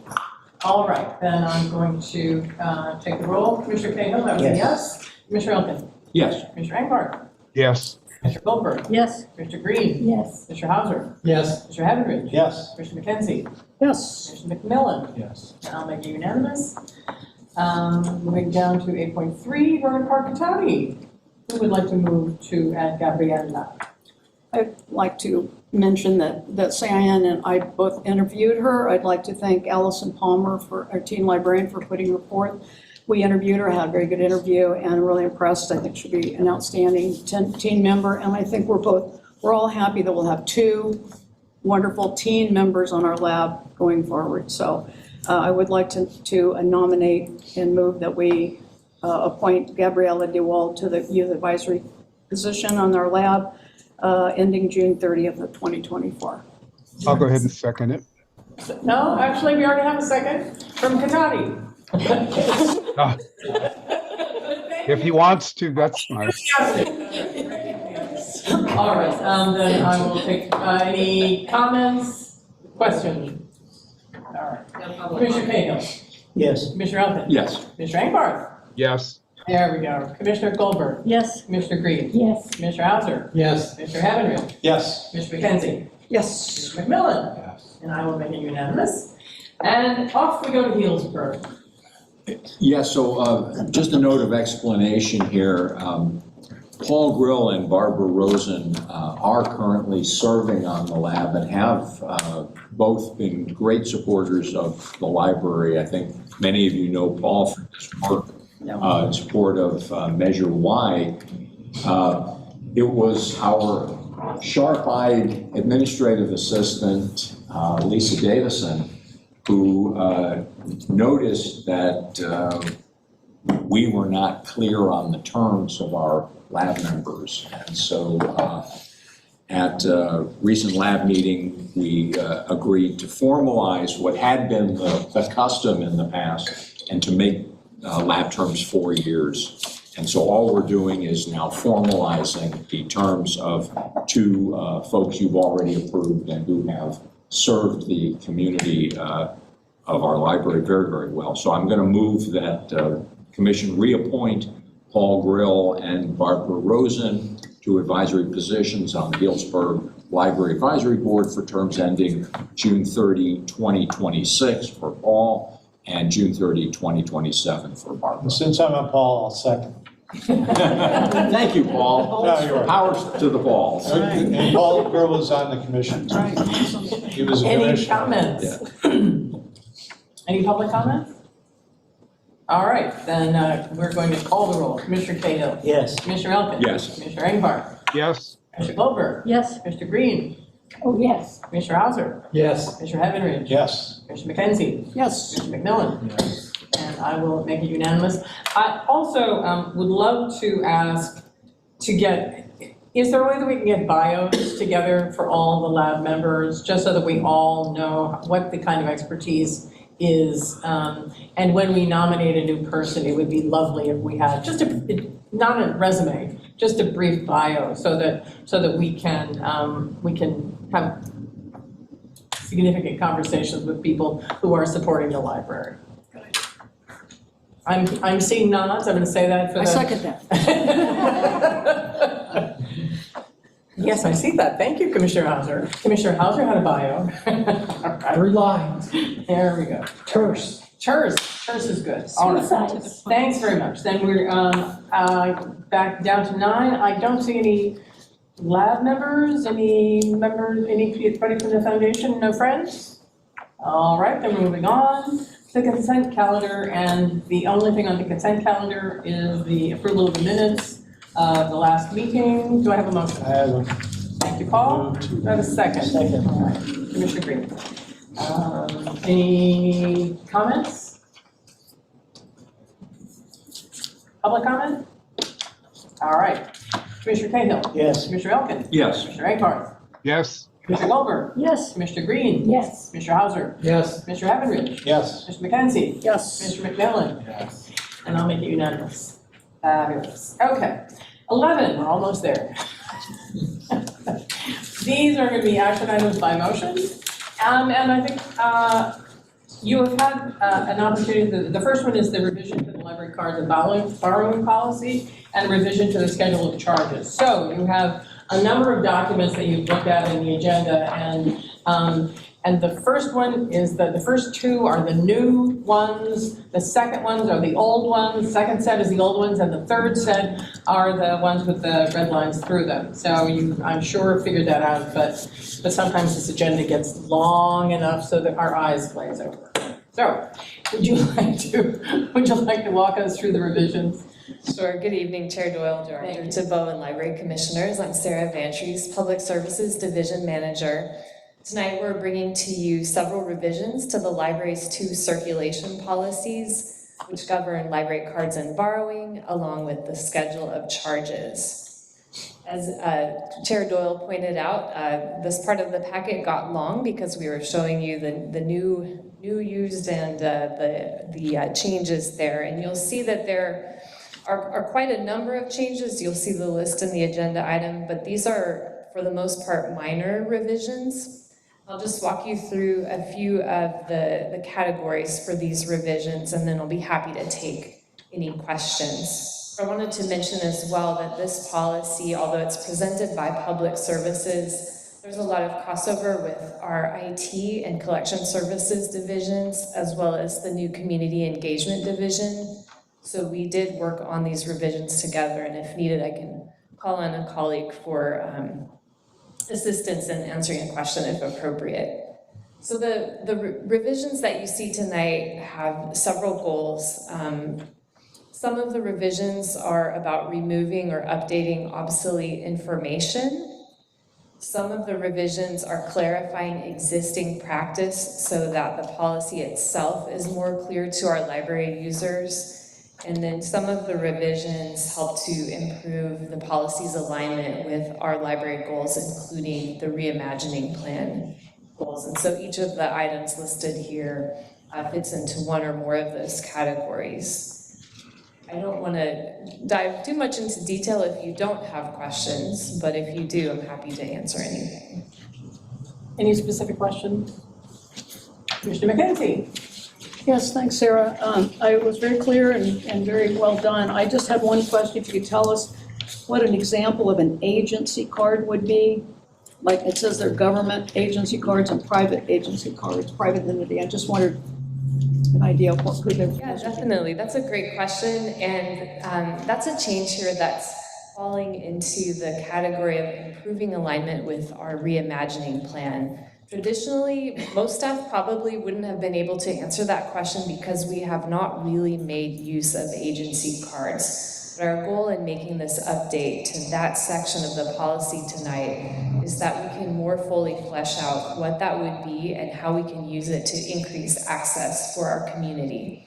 So this could be any agent, like a government agency or a nonprofit organization that may have responsibility for or care for a group of members. So for example, you might think about an assisted living facility. So an agency card would allow a responsible person for the agency to create a library account that they could use on behalf of the people that they're serving. So that would improve access because individuals perhaps who are not able to travel to the library or have other limits where they may choose not to personally borrow materials would still have access through the benefit of this card and the responsibility of the agency in question. And we're hoping to make more use of this as we expand our bibliobus reach and our regular stops around the county in order to fulfill our reimagining plan goal of building partnerships and improving access. Yeah, can I just make a comment? First of all, thanks for asking that question. Appreciate very much the answer, and that sounds great. I would just like to encourage the staff to recognize that marketing the availability of this will be key to its success. So the fact that we have it will be great, but now we need to connect with those agencies to make sure that they're taking advantage of it. So thank you very much. Did I interrupt you, Commissioner McKenzie? Did you have additional questions? Well, so the nursing home was a good example of a private entity. Can you think about what a government entity might be? You know, a residential home. Right, but it's something government though. A government, well, I mean, you know, we have our juvenile hall MOU, so that kind of covers that, but in other jurisdictions, like the LA County Library, that's what they do at their juvenile hall, is they have an agency card and they have a collection of books that they swap out every, 2 or 3 months. So it would be like Sarah says, you have the bibliobus working with an agency. We bring, a variety of different materials. We leave it there, we come back, I just haven't been able to come up with a government example. Well, previously, I've worked with NASA, believe it or not, in Los Angeles. Through JPL, they ask for agency cards. So it's not so much, it's not as common with government agencies as it is with private entities, but. But it's a possibility though. Yeah. Seems like a good idea, so thank you, appreciate it. Other questions? I have a question, and that is, this was reviewed, we reviewed this last year. And so when would you anticipate having to review this policy again? I'm sure a lot of it is COVID, I'm sure a lot of it is, but, and we're settling into certain things, but how often, I don't even know how often do other libraries review their card policy. You're correct that the pandemic necessitated making some changes based on the practices that we implemented in order to serve the community during the pandemic and restricted physical access. In this policy, some of the changes that we're making are sort of anticipating obsolete information or generalizing information so that we don't need to bring it to you frequently for minor changes. So for example, you'll see that we have generalized information about miscellaneous costs. Instead of spelling out a long list of item by item costs, we're explaining how the library would charge somebody for a miscellaneous fee or a replacement item. So that list doesn't have to be updated if there's a change in the cost that the library incurs for providing a replacement. And another good example here is we have generalized the language around in-library technology borrowing for patrons. Currently, people can borrow Hublets, which are tablets, for in-library use. And because we anticipate being able to loan out laptops for in-library use, we wanted to make the language in the policy broad enough so that we don't need to bring that back to you to change later. So the language that we're proposing tonight covers existing as well as anticipated needs. Any Commissioner Esbar has his hand raised? Oh, I'm sorry. Commissioner Esbar. Yes, first of all, I wanted to thank you for a really thorough report, and I appreciate it, especially the history and the redlining that you did with it. It was really helpful. I was wondering, given the conversation from the public this evening, whether you could discuss a little bit about library card applications for minors and the types of library cards that are available for minors, and the parental role in the review and approving of those applications. Thank you, Commissioner. Minors may apply for library cards in person to receive a general library card, which has the highest level of access to library materials. Minors under age 18 do need a parent or guardian to complete the application. The library does not monitor or restrict minors' use of that card. It's up to the parent or guardian to determine how they will allow their child to use the library.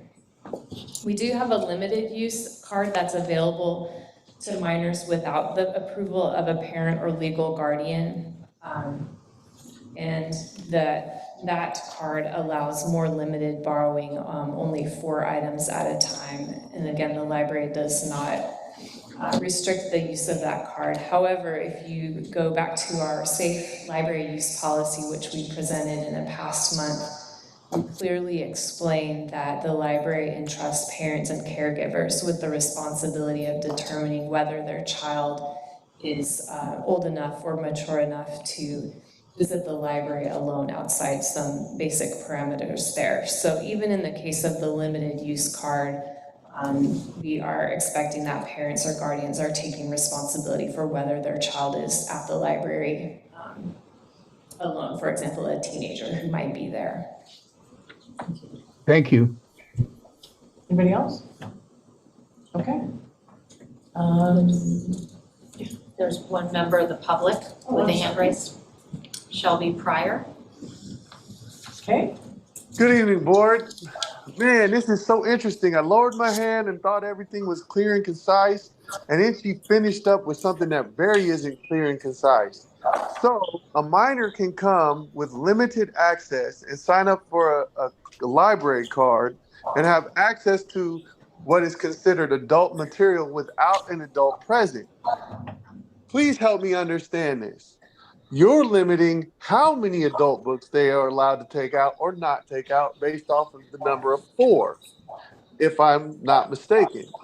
So in definition, you guys are allowing children to sign up without their parents' guidance, and then you're saying it's the parents' responsibility to know whether or not you're allowing them access to a public library where they're getting such material? This seems very, very, very hypocritical and very, very double-sided. If you guys are having a drag story hour and my child shows up to the library, I have no control over that as a parent with stuff that you're choosing to go ahead and put in front of them.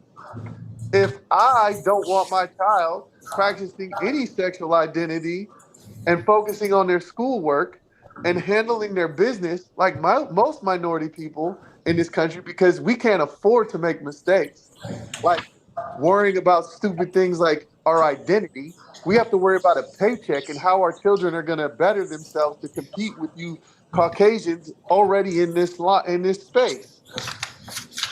So please explain to me how you're giving the child the parameters and permission to sign up for this card, but saying it's the parent's responsibility. Doesn't make sense at all.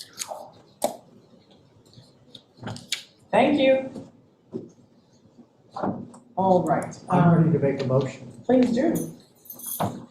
I move that the Sonoma County Library Commission approve the revised library cards and borrowing policy and the revised schedule of charges as presented. I second that. This time, did I finish on time? I'm gonna give you that one. Give me a break. That was a move from Commissioner Hauser and a second from Commissioner Engbarth. Commissioner Cahill. Thank you. Commissioner Elkins. Yes. Commissioner Engbarth. Yes. Commissioner Goldberg. Yes. Commissioner Green. Yes. Commissioner Hauser. Yes. Commissioner Heavenridge. Yes. Commissioner McKenzie. Yes. Commissioner McMillan. Yes. And I will make it unanimous. Down to 11.2, the Accept the American with Disabilities Act Title II Transition Plan. Yes, so we do have David Schnee from Group 4 here who is going to answer any questions you may have. But I can kind of give you a summary. Essentially what we did is we had them review the history and genealogy library because they weren't included in the original ADA transition plan. And since this is the only building that the library owns, we thought it would be prudent to include them. So Bureau Veritas conducted the work, and we just amended the existing ADA transition plan. So it's not a new plan, it just includes information about the history and genealogy library. You know, as we posted it, you know, it's been available for public comment at all of our branches. We also send it out to the disability rights groups that Commissioner Engbarth had indicated last year when we did this. And as far as I know, you know, we haven't received any public comment on this. Lisa, can you confirm that? There were no public comments received. So if you have questions, David and I will be happy to answer them. Do we have commissioner questions? I have a question. Thank you for framing it that way. Really appreciate it. This may be a hard question to answer. I guess I'm going to put it to David because I realize this is in addition to a plan that was done a year ago. In general, you know, and I'm not in the construction business, but I just hear and read a lot about increasing construction costs and higher material prices originally due to COVID and supply chain difficulties. I'm just wondering if in your work you're seeing price increases that would impact the estimates that you provided to us last year.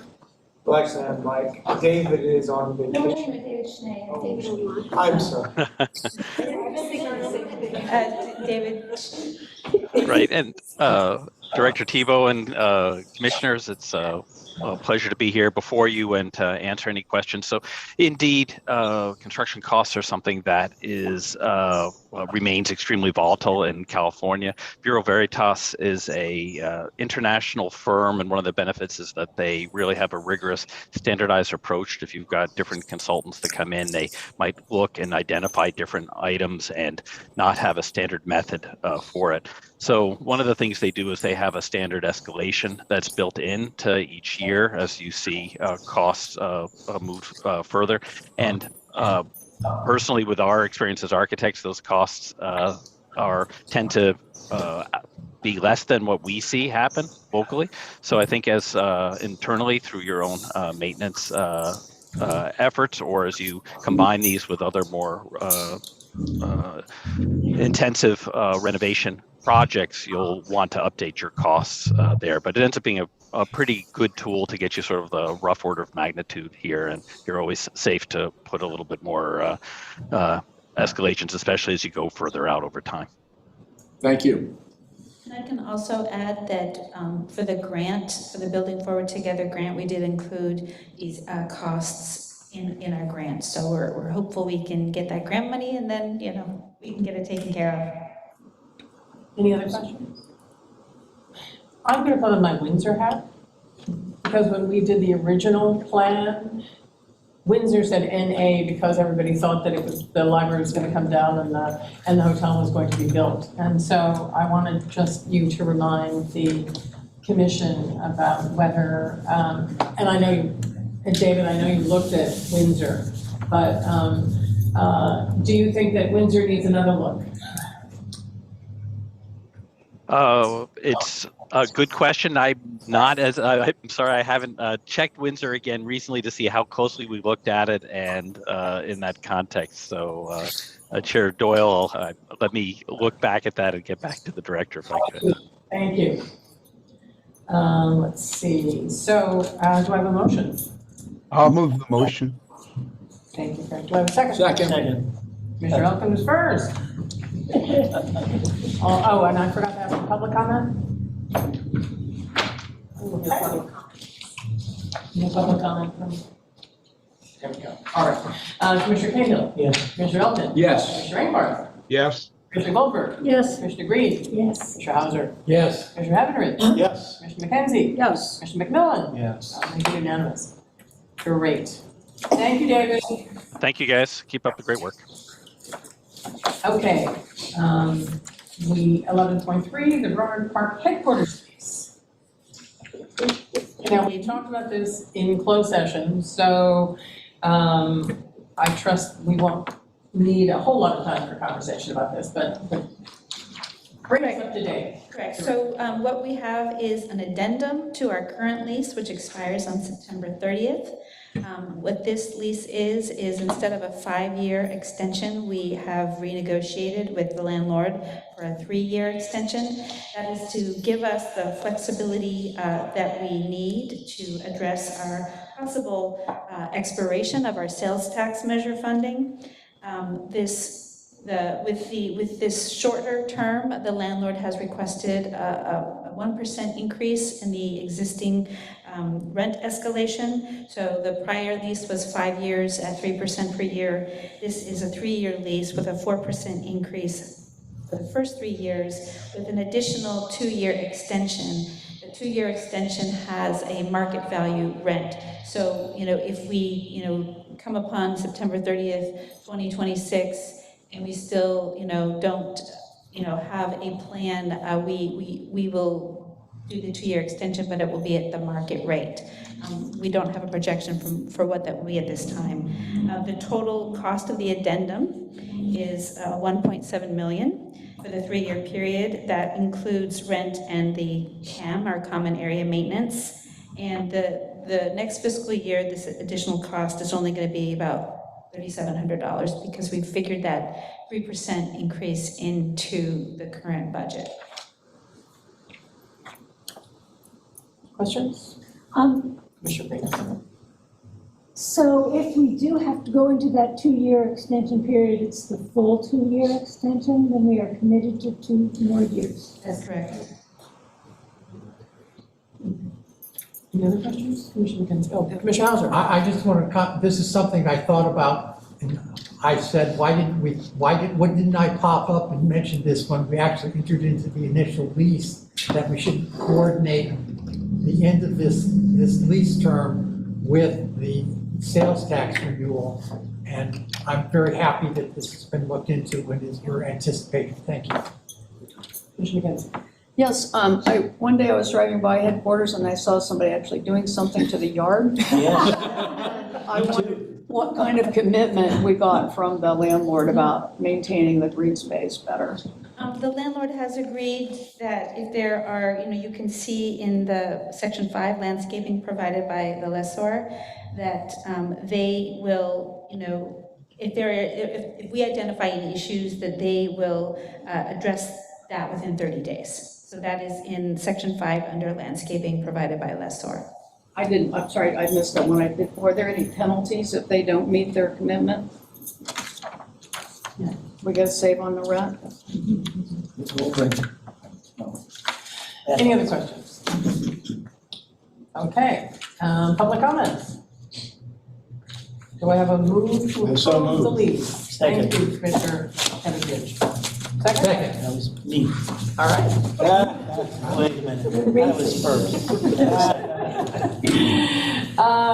Commissioner Cahill? Yes. Commissioner Elkins? Yes. Commissioner Engbar? Yes. Commissioner Goldberg? Yes. Commissioner Green? Yes. Commissioner Hauser? Yes. Commissioner Etheridge? Yes.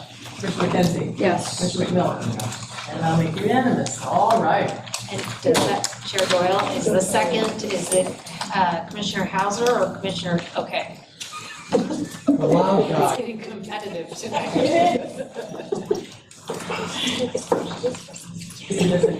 right, okay. 11.4, the election of commission officers, chair, vice chair for the year beginning August 1st, 2023 and ending July 31st, 2024. We need discussion on this? There's not. I'd like to make a motion. I'll second it. I move that Deborah Doyle is elected as chair and Brooke Green as elected as vice chair of the Sonoma County Library Commission for the term beginning August 1, 2023, and ending July 31, 2024. Nice second. All right, and we got a second from Commissioner Heavenridge. And any comments, any questions, any comments from the commission? Thank you both for taking it on. Congratulations. Thank you, and thank you also, Barbara, for making yourself available and then thinking about it. You know, we've got a lot of talented people on this commission. So Commissioner Cahill? Yes. Oh, public comment, sorry. Public comment? Commissioner Cahill? Yes. Commissioner Elkins? Yes. Commissioner Engbar? Abstain. Commissioner Goldberg? Yes. Commissioner Green? Yes. Commissioner Hauser? Yes. Commissioner Heavenridge? Yes. Commissioner McKenzie? Yes. Commissioner McMillan? Yes. And I will make it unanimous. No, it's not extension. There's one abstention. There's one abstention. Oh, sorry, you were so right.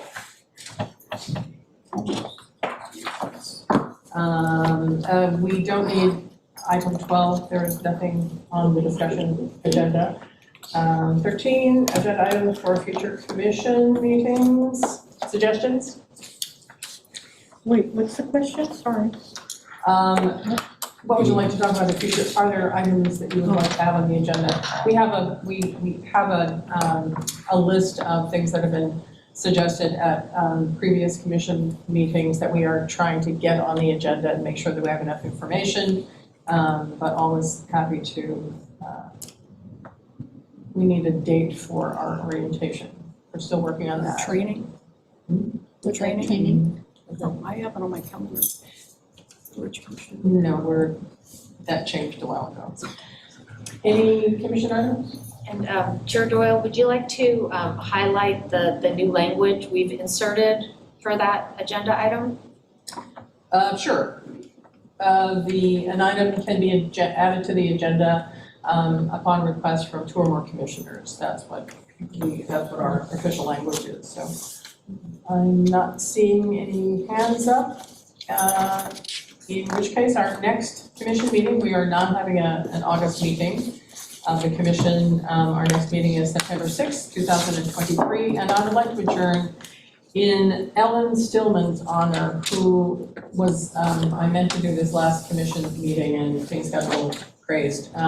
She is a Sebastopol longtime library supporter, and she died a couple of months ago. And really, she was a trustee, she was a lab member, she was everything. And so in her honor, we're adjourning tonight's meeting. By acclamation, does anybody object to? I'm seeing them. I think comments from the public for about a half hour. Well,